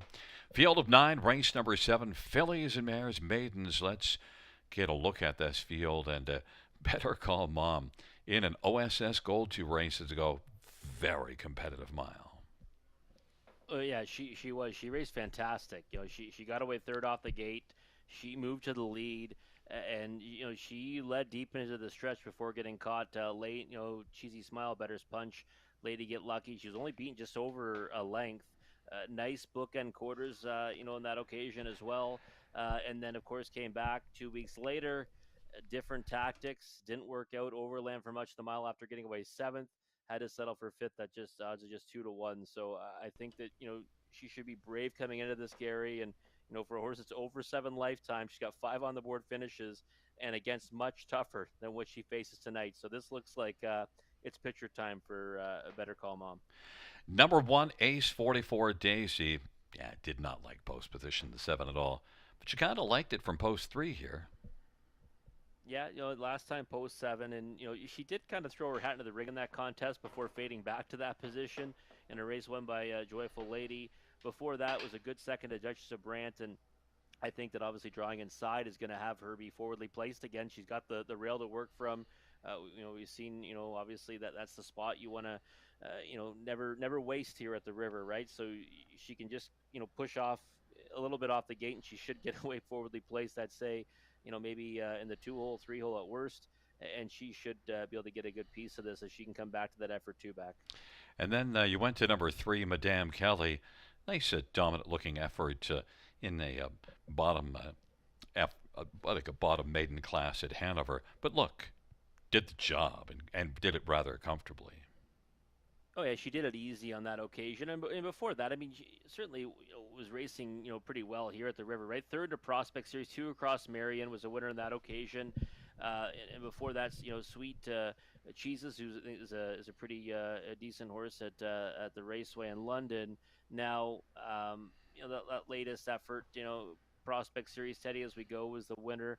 I think that she'll like getting back here. A decent post at work from you get Brett McDonald back in the bike. They got along well together, so I think she'll likely get forwardly placed in here and be racing for one of the shares underneath. Right, she should be able to hit the try the super.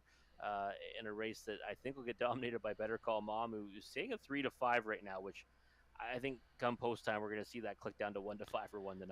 I thought the best measuring stick for Madame Kelly was May 13th at Flamborough, second to Duchess of Brandon. Madame Kelly had post six, so that's a pretty good measuring stick. And two, Kalina Diamond, well, missed the last start due to sickness, but was good before that.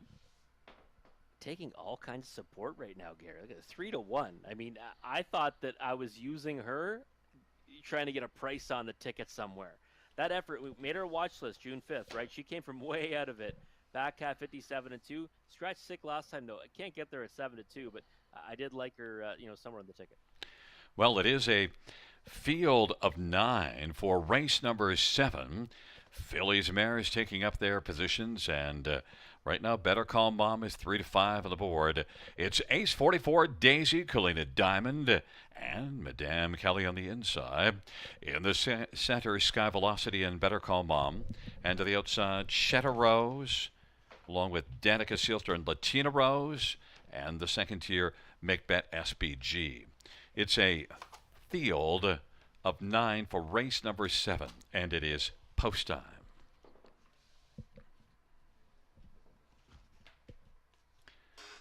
Field for the 7th race. They're nearing the start. And they're off. Better Call Mom, Ace 44, Daisy, Madame Kelly and Sky Velocity, and McBet SGBG as they race their way on around that first turn. Ace 44, Daisy, but Better Call Mom just keeps on rolling. Better Call Mom is going to come on and clear to the front. Ace 44, Daisy is second. McBet's racing third. Madame Kelly is fourth. Kalina Diamond is fifth. And then Sky Velocity and Shetta Rose and Danica Sealster and Latina Rose is trailing Better Call Mom. Dropped down to 1-9 on the board and was able to establish the early lead, and now has got a lead of about 2.25. Ace 44 Daisy is racing second. McBet SBG is positioned third. Madame Kelly fourth. Then Kalina Diamond. Now Shetta Rose starts to roll on the outside. Sky Velocity on the inside.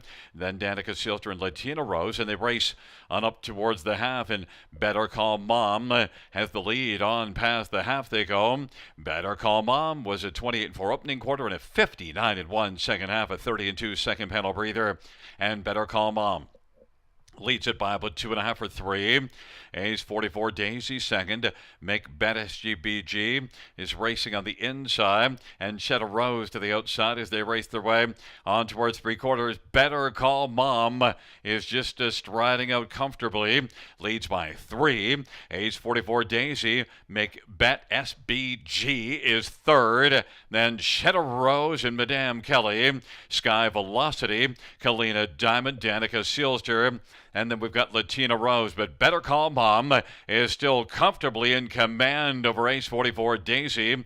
And then McBet and Sky Velocity, and also there is Madame Kelly. But it is just a cruising effort for Better Call Mom. No urging required. Ace 44 Daisy was second. Then McBet was third. Then Kalina Diamond and Madame Kelly. But Better Call Mom fell down to 1-9 on the board, and certainly proved why that was the price on the tote board. Yeah, I mean, you have a horse that just a couple starts ago, Gary was on the engine in an OSS Gold event, and only got beat by just over a length and fourth on the end of it. Like I said last time, that was an effort that was going to really braven her up. She never had much of a chance getting away seventh, and even before that, right, her efforts were all decent ones in defeat. and now she meets a real, much softer group right in the maiden ranks here at the river, and it was never in doubt. I mean, right off the gate, I mean, usually, horses doing what she was doing there would kind of get spun out. There was speed on the inside of her. She just stayed out the center of the track and kind of just slingshotted her way to the lead in the opening turn, and it was over after that. I mean, she was loaded with pace in the stretch, 57 and 2 and 1 to 9. Never a doubt from the betting public, and never a doubt for Sam Filion either. Well, with 1 to 9 on the board, then you need the exactor ticket, and you went to the fourth choice on the board, Ace 44 Daisy for second.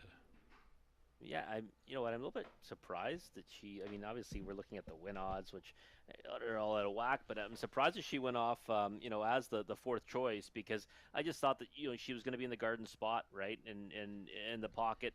Ended up being a loose pocket for part of the mile, anyways. But yeah, I thought she was a good play underneath. And like I said, Kalina Diamond for me, who ended up going off as a third choice. I wanted to watch her tonight more so, and come back to her next time. I thought she would need to start after being scratched of sickness last time. Well, it was a very dominant effort, Rob, for Better Calm Mom, 1 to 9, and lived up to it fully. It's a 5-1-9-2 top four. And coming back in front of us is number 5, Better Calm Mom, 3-year-old Better's Delight Bay filly, owned by Determination, trained by Luke Blais. Samuel Filion, the winning drive. Better Calm Mom's first win, 157 and 2.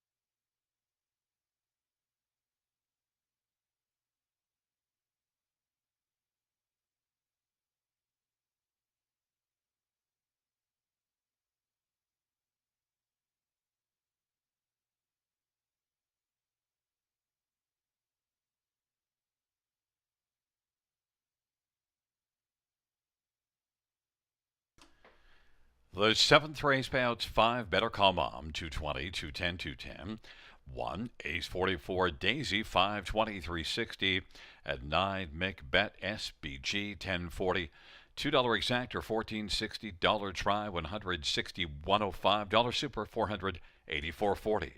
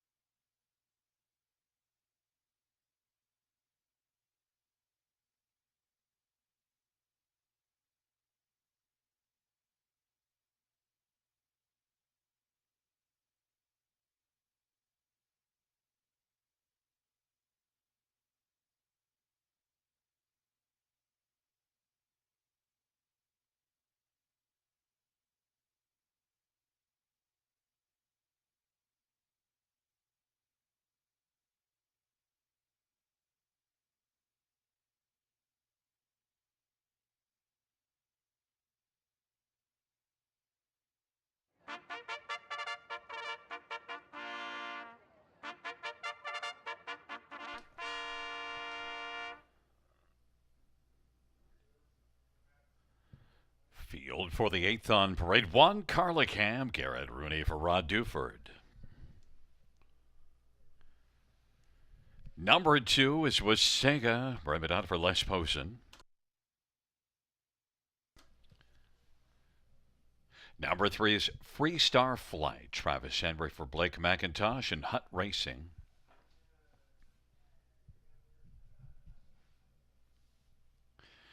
5 is Queen of Soul, Anthony Hahn for Meg Crone and Hut Racing.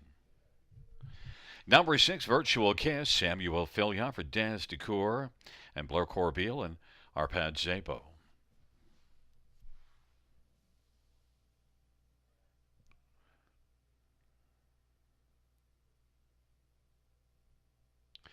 And joining us now is for Lola Sunshine, Lauren House for Scott McNiven and Thomas Broadhurst and Donald Douglas and Bradley McNiven. It's a field of 6, race number 8. Let's get a look at this field. And Rob, I'm surprised at the money that's not going down on Freestar Flight. Now, it started to come a bit now, but still, I thought this one was going to be at this level or a bit lower. And in the early betting was 10-1. Yeah, I'm a little bit surprised myself. I thought that she would take the bulk of the action vertically in here, and that's why I said I was using 135 in the multi-leg wagers, but I would also go back and bet a few more tickets just singling her as well. And right now 3-1, that's a juicy price on her, no doubt about it. I mean, she started off this season with 3 straight victories. Since then, has not been able to find the winner's circle, but I think she should like this spot, much better than some of the horses she's been racing against recently. And last time, did end up backing up to finish 5th as a favorite at 7-5. But what an opportunity to take back some value on her here at the River in a race that I think she'll likely be leaving out for the lead or getting forwardly placed off the gate from post 3, and should be tough to beat in here. So 7-5 on that occasion. Right now 3-1. I doubt she goes off of that number, Gary, but I'm happy to have her on top. We both went to Carla Cam as the second choice. You get the inside post, and you see what she did from the inside at Sarnia 3 races ago. A little softer field, but still was able to pour out from post 1. Yeah, that was a pretty soft spot for her, right? That was known as 1200 last 3, and face him. Mostly it was like claiming type scenario. Also goes as an optional claimer. She went to the lead from post 5. Held on by half a length, but really one that I thought was going to have a big season at 3. She had a real nice campaign at 2, 3 victories from 8 tries, 5 top 2 finishes. Just hasn't been able to put it together much so far. As a sophomore, got that confidence boost, then finished 4th in a Prospect Series 2 back last time, just overmatched in the grassroots. After having some nice races at that level last year, even a 4th in the Gold. So, rail control tonight's got to help her, you would think. Still think that she's second fiddle to Freestar Flight in here if that filly brings her best. But I think you have to respect her chances. Getting the rail to work from. And again, a spot that certainly is softer than what she had to face last time. Number 5, Queen of Soul. Look at that last race. Blasted to the front from post 8. Now finished 4th, beaten 8 3/4 to Fear the Crush. But, we saw Fear the Crush this evening. That's no disrespect. No, and it's a big form reference now, right? And the thing is about Queen of Soul is another one that we talked about after that latest effort. We said, we got to come back to this one next time. Post 8 went to the lead 27-2. We know how taxing that is over this surface. She ended up fading back to 4th, got beat, almost 9 lengths, but against Fear the Crush, who we came back and, to race so dominant tonight. So I would say she's the one that, you can land on in here for value, but she's not going off of the price I was expecting. 5-2, she's taking support. I'd hope for a better price if I was betting her to win. Yeah, when we say we're going to look for a horse the next time out, we never do. Yeah, we really got to start coming back to them. We haven't done that in quite a while. And what about number 6, Virtual Kiss, 14-1? Yeah, I mean, for me, I don't think there's the win possibility is probably waning for Virtual Kiss in here, but I do think it's an easier spot, right? And first time Des DeCour, we've seen horses going in that direction have some success as of late at Mohawk Park. 14-1, not the worst price to use in the bottom end of your Trier Super. Well, it's a field of six for race number 8, and right now, favorite status goes to one Carlicam. Rob and I are both enamored with 3 Freestar flights. It's Carlicam with Sega on the inside, Freestar Flight, Lola Sunshine in the center, Queen of Soul and Virtual Kiss on the outside.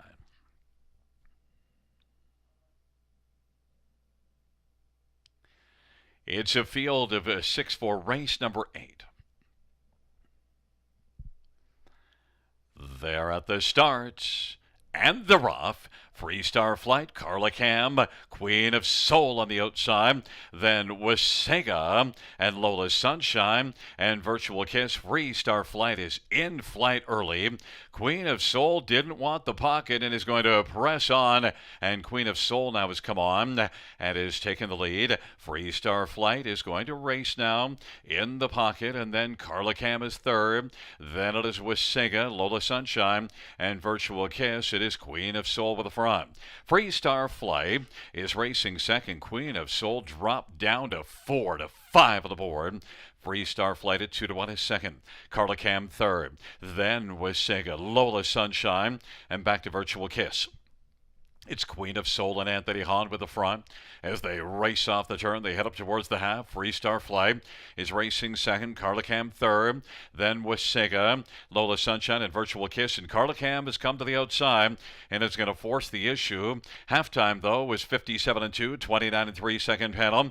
Queen of Soul on the outside. Carla Cam. The Freestar Flight is right there enjoying the pocket position, enjoying it on the back of Queen of Soul. And then it is Carla Cam to the outside third, and then Lola Sunshine and Wasega and Virtual Kiss. They head on to three quarters. Queen of Soul leads it by a length and a half. Freestar Flight is right there, nose to helmet in the pocket. Then Carla Cam from the backfield. Virtual Kiss is coming on now. And then Lola Sunshine and Wasega, and it is Queen of Soul. Here comes Freestar Flight now. Bolting to the outside, Queen of Soul trying to hold on, and on the outside, Freestar Flight is moved up pretty quickly to challenge Queen of Soul. Queen of Soul as they turn from. Freestar Flight on the outside. Queen of Soul, though, as they come on to the finish. Queen of Soul. Well, the fans showed this one a lot of RESPECT, 4 to 5 on the board, and lived up to it. Then Freestar Flight was second, and third was Lola Sunshine. 156 flat. Yeah, we got to go back to Queen of Soul. Well, we didn't. Yeah, we said we would come back to her, and we didn't. She got hammered on the odds board. This is tight quarters there in the stretch. But, it was, for me, Queen of Soul, when she went to the lead, I said, okay, this is going to be interesting, right? Because last time she went to the lead from post 8. This time it was from post 5. And, she gets, a decent enough second quarter breather. Freestar Flight, in the 2-0 behind her, I thought was coming out with all kinds of authority on that turn for home. I thought she might just blow right by at 2 to 1. And then she kind of hung a little bit in the lane there. They did get pretty close there in the stretch, but I don't know if it mattered too much because Queen of Soul ended up winning by a comfortable margin. Well, you mentioned earlier in the car, Anthony Hahn has been winning, and, another thing we just didn't want to pick up on. We've got to pay attention to our own thoughts. Yeah, he's been winning with frequency. I mean, he's been driving some real good horses, but he's putting them in the right spots, right? I mean, Queen of Soul on this one, it would have been easy to try to duck in behind one like Freestar Flight, but he was intent on having the lead, and that's that's where she got to, and that was the difference in the race, no question about it. Last time, obviously, having to work from post 8, this time post 5, and no fear of the crush in here or a move like that coming at her. So. Anthony Hahn's been red hot as of late. I'd be, very hesitant to leave anything he's driving off the ticket. It's a 5-3-4-1. Back in front of us, number 5, Queen of Soul, a 4-year-old classic Card Shark Bay mare, owned by Hut Racing, trained by Meg Crone. Anthony Hahn with a driving hat-trick, third win this year, 5th lifetime. Queen of Soul, 156 flat.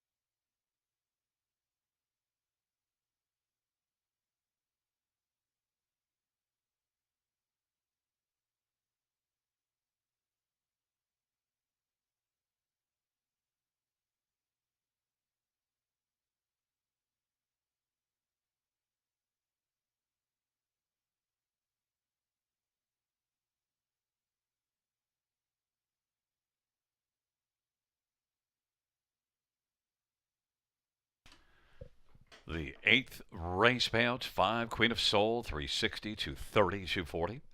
3 Free Star Flight, 290, 234. Lola Sunshine, 510, $2 exactor, 720. Dollar Try, 1760. Dollar Super, 55.95.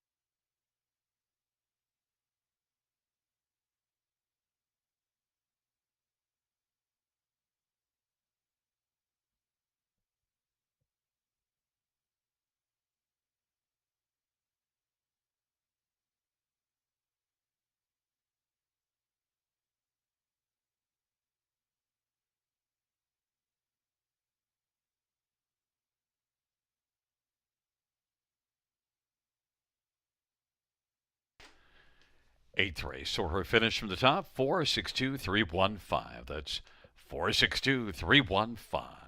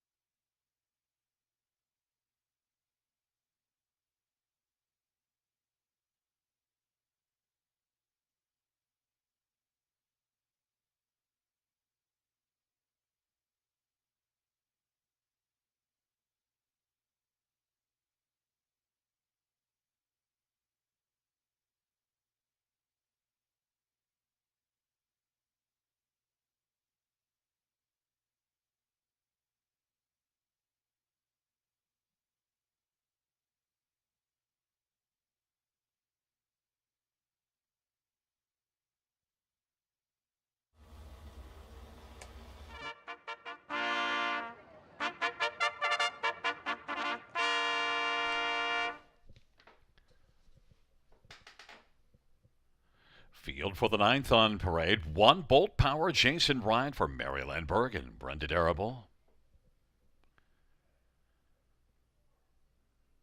Number 2 is Sea Laird, Colin Kelly for Terry Gallant and Stacy Smith Robinson. And 3 is Ideal Perception, Anthony Hunt for Anthony Beaton and SSG Stables. Number 4 is St. Lad's Cash, Travis Henry for Michel LeBlanc. 5, Respect Our Flag, Brian DeRoche for Jody Cullen, Paul Sanders, and Travis and Ron Cullen. Number 6, Artie's Ideal, Samuel Fillion for Des DeCour and Hunt Racing. And 7, Lawless Shadow, Tyler Moore for Dr. Ian Moore and the R.G. McGroup Limited and Sir Savard and Frank Cannon. Field of 7. Race number 9, a very good field, but the headliner in this field has to be Lawless Shadow. I'll let you fill us in on this beastly pacer. Yeah, I mean he's got to come into this getting all the respect. There's no question about it. I mean this 2021 Meadowlands Pace champion was placed up to victory in that event, but the champion of that contest and over 930,000 made in his career, Gary. Last season, first year of his aged career, over 13 with 6 on the board finishes. Did break out in a big way though, age of 5'3" back. He went out and absolutely crushed his competition numbers of 8,000 last 5 at Mohawk Park, 49 flat. Getting put back in the lead in that one certainly seemed to do the trick. Looks pretty sharp in the track tonight. Hasn't raced poorly in his last 2, obviously facing against, tougher competition. Century Heineken, 2-back Jabberwocky dominated his rivals on June 17th. So I think that, he's the one to be in here, but it's post 7, right? So it's like Chad Roseman just said to me on Twitter that they're not going to hand it to him in here. It's still going to be a horse race. And, we'll see how he raced over this surface. First time racing at the river. I'm surprised that 6 Artie's Ideal is 15 to 1. I mean, his last 3 starts are all 150, 150, and 150 and 1. And they're coming out of the same last 2 races, right? And Artie's Ideal last time just a half a length away from Lawless Shadow, and before that was a quarter of a length ahead of him. So there hasn't been much separating him in his last 2. I think a lot of it is going to be that victory 3-back for Lawless Shadow's flashy and just the credentials that he has. But Artie's Ideal has some credentials too, right? 570,000 almost in earnings and 18 wins in his life. First start for Des DeCour, and we've seen some horses have success recently on that change. So we'll see what he does this evening. And I mean, 13 to 1 to me right now is the big overlay. It's the biggest overlay on the board, in my opinion. Number 2, Sea Laird is interesting because, well, you can see April 17th, preferred class at London, post 7. Wired the field from post 7. Yeah, and you know what? If you look at his last 3 over a half-mile surface, actually, if you go back and even go further down, last 4 over a half, make that last 5 over a half, he just keeps on winning. I mean, that's the thing about Sea Laird. So, he's a horse that also, I mean, to me, actually, at 13 to 1, he's even better value than Artie's Ideal at 11 to 1 because he has the ability to bust off the gates and go to the lead from post 2, get position, maybe let one of the outside horses come around him, sit a trip, and he might have the best pace left in the end. He's a half-mile specialist. And you look at his most recent race in Mohawk Park, he would do that and then go to London in the preferred and still win and do so with flying colors. So I think he's some serious value right now on the board. He's getting overlooked and he really shouldn't be because he's got the credentials on the short track. And then number 3, Ideal Perception. Hard to believe we're not getting to Ideal Perception just yet till 4th, considering some of the things he's done here. I mean, but this is a tough bunch, but man, sometimes he puts up a speed that belongs with anybody. It does, and listen, he loves this surface. We know he loves it here at the river. He's won 2 of his last 3, right here. Both were in the top condition class. We said last time, won't be long before we see him winning the preferred over this surface. The problem is that we didn't expect it to come up this tough. I mean, this is a real solid group top to bottom. It really is, and it's made all that more interesting by the post draw and the 6 and 7 having to work from the outside of the gate. So I think that Ideal Perception off his last 2 victories here, he's in with a chance. but this is much deeper water. So when he was 3-1 a little while ago, that was too short. 6-1. If you like him, then you can probably fire him at that price. But I'll be honest, right now, Sea Laird's got my attention at 10-1. And we never even got to Respect Our Flag and St. Lad's Cash, which are very good ones. Tells you about the depth of this field, being headlined by Lawless Shadow at 3-5 on the board. It's Bolt Power, see Laird on the inside. In the center, Ideal Perception, St. Lad's Cash, and Respect Our Flag. And to the outside, Artie's Ideal, Lawless Shadow. It's a field of 7. Race number 9. They're approaching the top of the stretch. Here they come.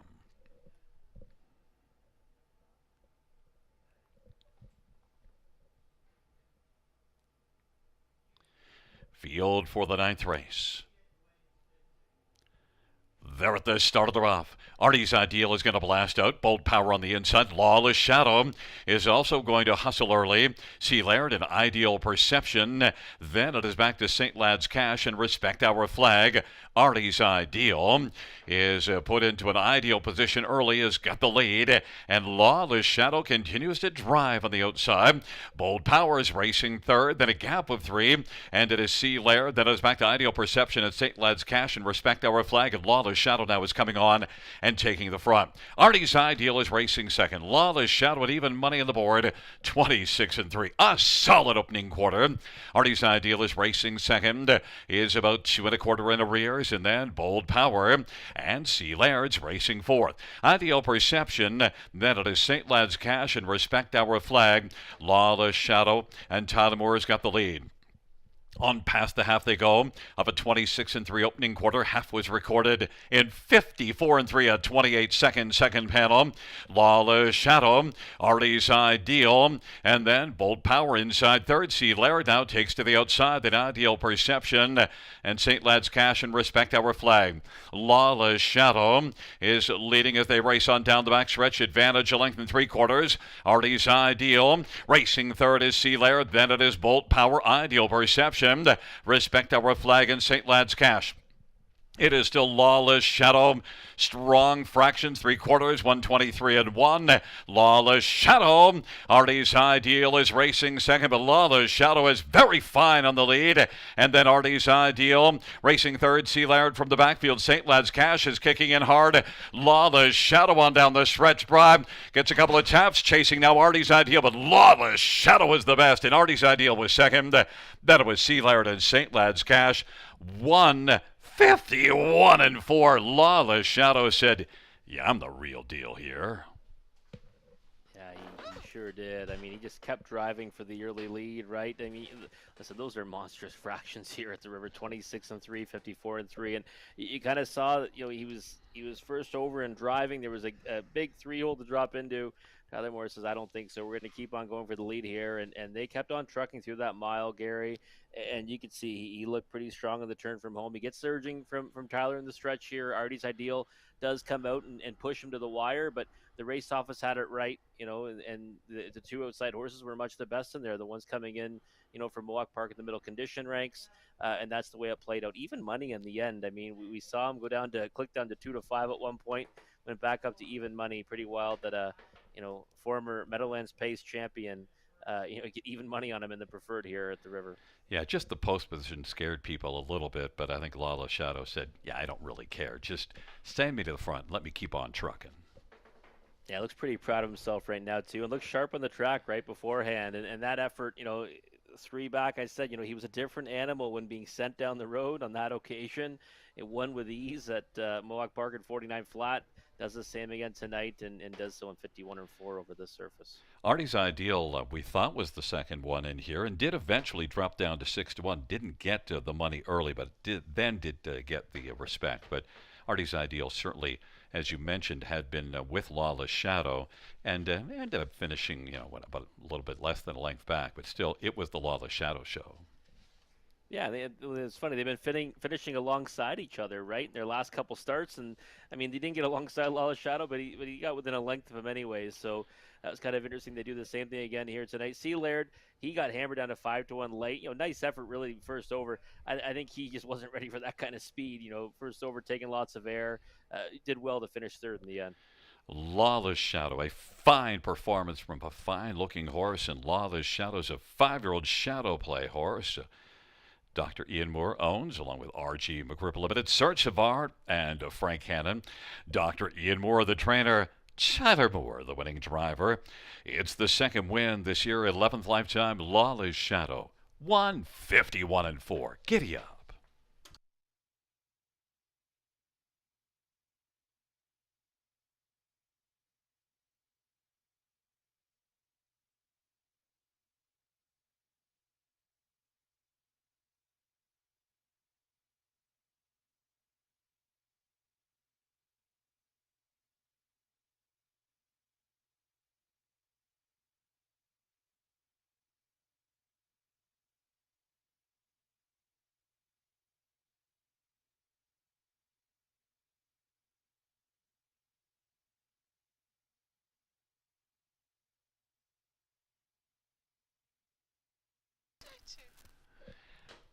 The ninth race payout: 7 Lawless Shadow, $4, $3, $2.60.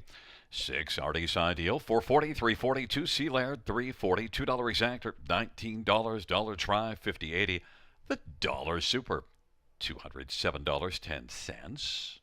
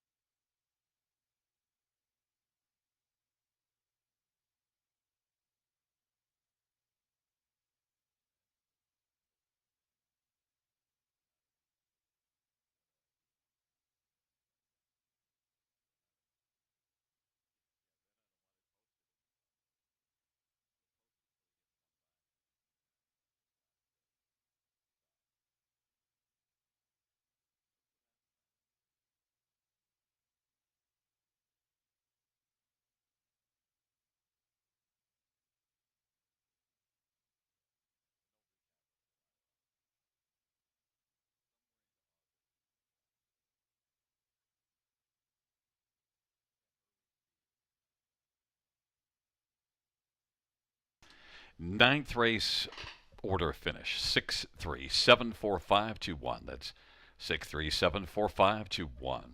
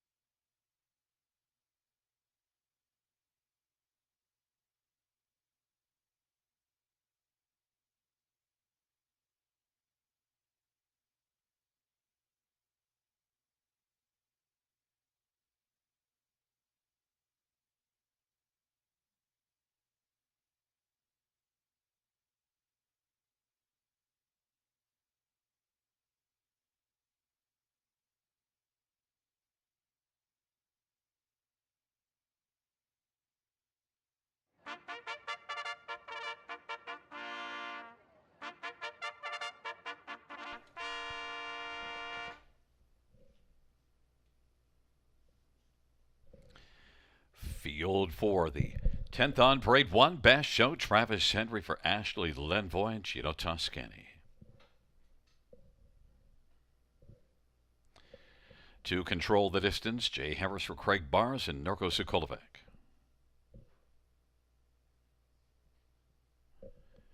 3 Hayek Hanover, Anthony Hahn for Meg Corona, Bruce McKean, and Scott Davidson.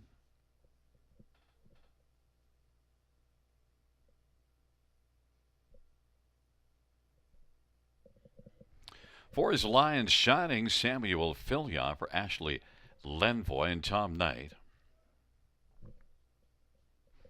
5 Lions Lady Luck, Paul McKenzie for Randy Ryer and Rick Ryer.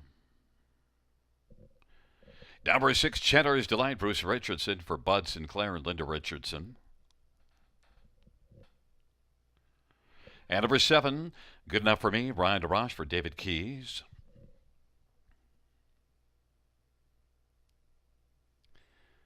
And number 8 is Do You Ever Dancer, Scott Kohler for Les Posen.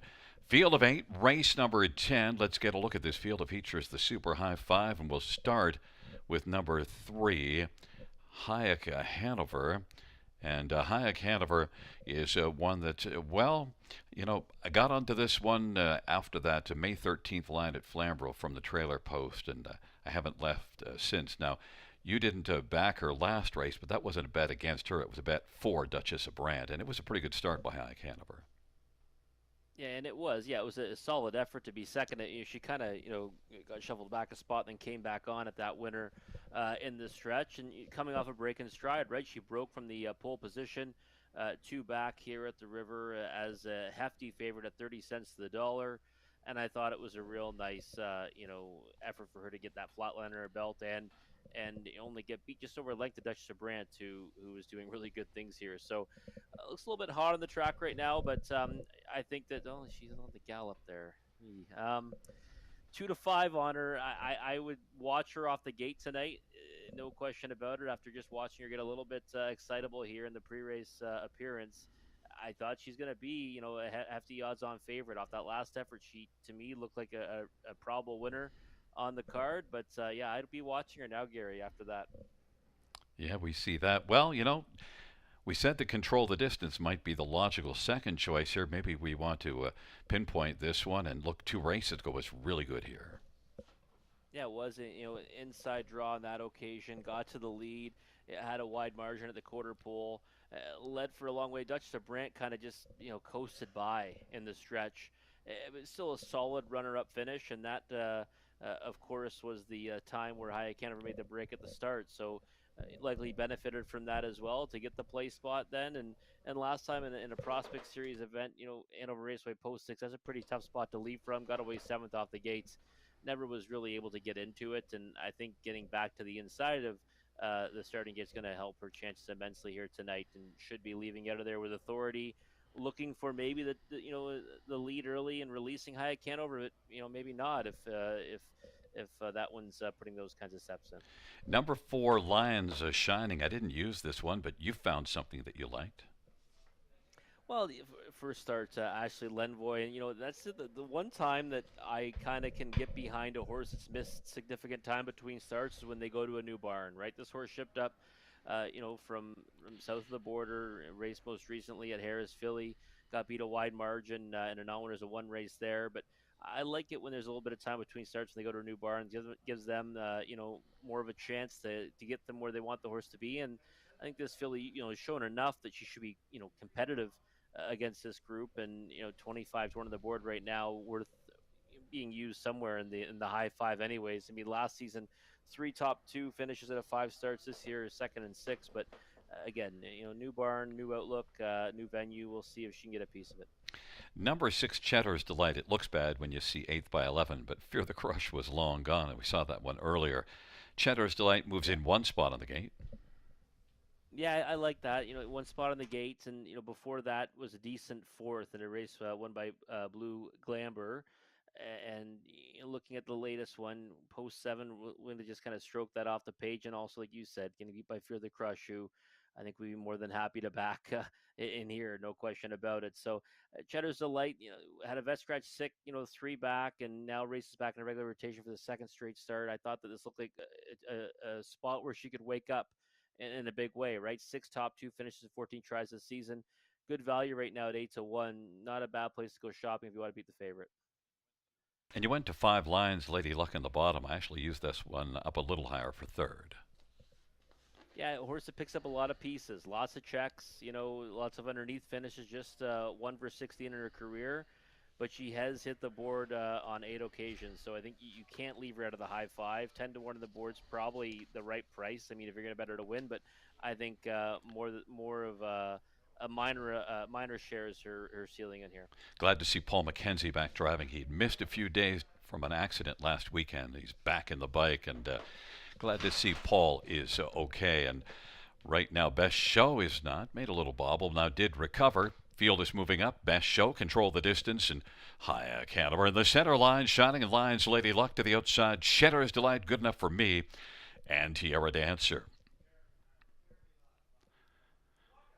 It's a field of 8 for race number 10. They're at the start of the rough and control the distance, leaves out. Best Show made a break and stride. Lions Lady Luck and Cheddar's Delay. They work their way around the turn. Control the distance has got the lead. Lions Lady Luck is second. High Caliber inside third.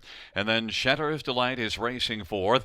Then it is back to Lions Shining and Tierra Dancer and Good Enough for Me. Control the distance at 5-1 has taken early control. Now there goes High Caliber and Anthony Hahn now sprinting up, and it is High Caliber 1-5 betting favorite, who now is moving smoothly and is going to come on and clear to the front. 28-2 the opening quarter. High Caliber control the distance. Lions Lady Luck and Cheddar's Delight as the field races their way off the turn and heads up towards us. Then a gap of 4 or 5. Lions is Shining and back to Tierra Dancer as they race their way up towards the half, but on top is High Caliber, leading at a length and 3/4. Control the distance. Lions Lady Luck is third. Cheddar's Delight fourth, and then Lions Shining and Tierra Dancer and Good Enough for Me. Best Show made an early break and is out of it into the backstretch to go. High Caliber and Anthony Hahn of a half of 57-2 at 29 second panel. Line Shining has broken stride. Control the distance at 5-1 is in the pocket. Now to the outside, Lions Lady Luck and Cheddar's Delight. It's still High Caliber leading, and they head on by the 3/4. Lions Lady Luck second. Control the distance on the inside. Now reclaim second. Lions Lady Luck is third. Cheddar's Delight is fourth. 3/4. 126-4. And High Caliber leads it by a length and 3/4. Control the distance second. Then Lions Lady Luck and Cheddar's Delight. They turn on down the stretch drive. High Caliber on down the stretch drive. Control the distance. High Caliber, no urging required, is going to win it. Then Cheddar's Delight and Lions Lady Luck in control the distance. 156-1. High Caliber maybe was just toying with this before the race because it looked pretty smooth. Yeah, she did. I mean, she looked a little bit hot going to the gate, but then yeah, she as soon as she got away clean, I said, okay, she should be fine at this point. Just with her, it just comes behind the gate, I think. But you can see her under wraps here to Anthony Hahn. But Anthony Hahn, going out there and racking up wins and doing so in style with tight lines to the wire with each of the victories. Another nice one here with High Canover and Cheddar's Delight. Rolled off cover pretty nicely there. You can see never in doubt for the winner. He's just looking over and just kind of taking a glance to see if there's anything even remotely close. And Cheddar's Delight did march up for the place spot late, and that was a good effort from that one. I think we'll put that one on the watch list too. More of an inside post would be to her advantage. She is pretty good when she can get forwardly placed, but race well off a helmet tonight. Yeah, and you mentioned that she might be just a bit hot, and I noticed that Anthony was just a little bit cautious, didn't bring her right up to the gate until right at the when you get to the start, so that she wasn't going to be banging up against the gate. And that's how she was kind of doing it, right, at Flamborough, that victory on May 27th. Got away fourth off the gate, didn't get rushed too much nearly going, and then just kind of grinded them down to get to the lead, and then won with ease. This time around, yeah, you just kind of handled her carefully off the switch, and then when it was go time, sent her to the front. So yeah, one that looks like she does get a little bit steppy or funny behind the gate, but Anthony did a great job of keeping her mind on business tonight, and a much the best winner. It's a 3-6-5-2-8 top five. And back in front of us, the winner, number 3, Hayek Hanover, 3-year-old betting line bay filly. Owned by Bruce McGean and Scott Davidson. Meg Crone's the trainer. Anthony Hahn, his 4th driving win on the evening. 3rd win this year in 4th lifetime for Hayek Hanover. 156-1.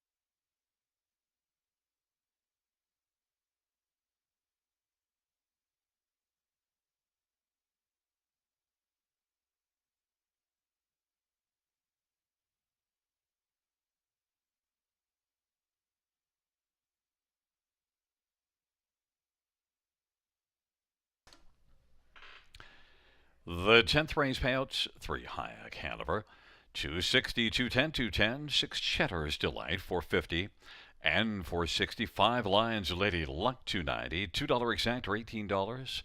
Dollar try, 17.50. Double, $8 on a $2 ticket.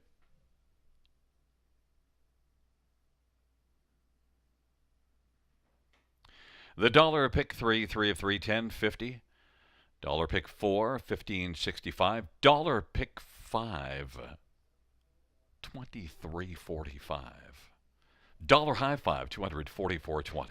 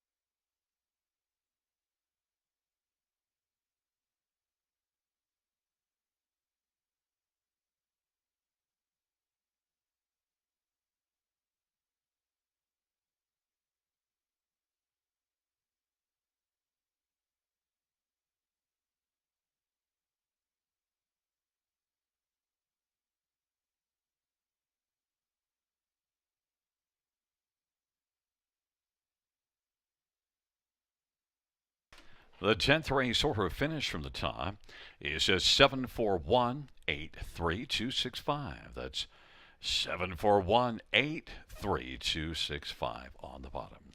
That concludes the live harness racing program for this Monday evening. Our next live racing event is this Wednesday, a first dash of 6:30 p.m. Buenas noches, amigos. Good night, everybody. Good night, Christine. Good night, Gary.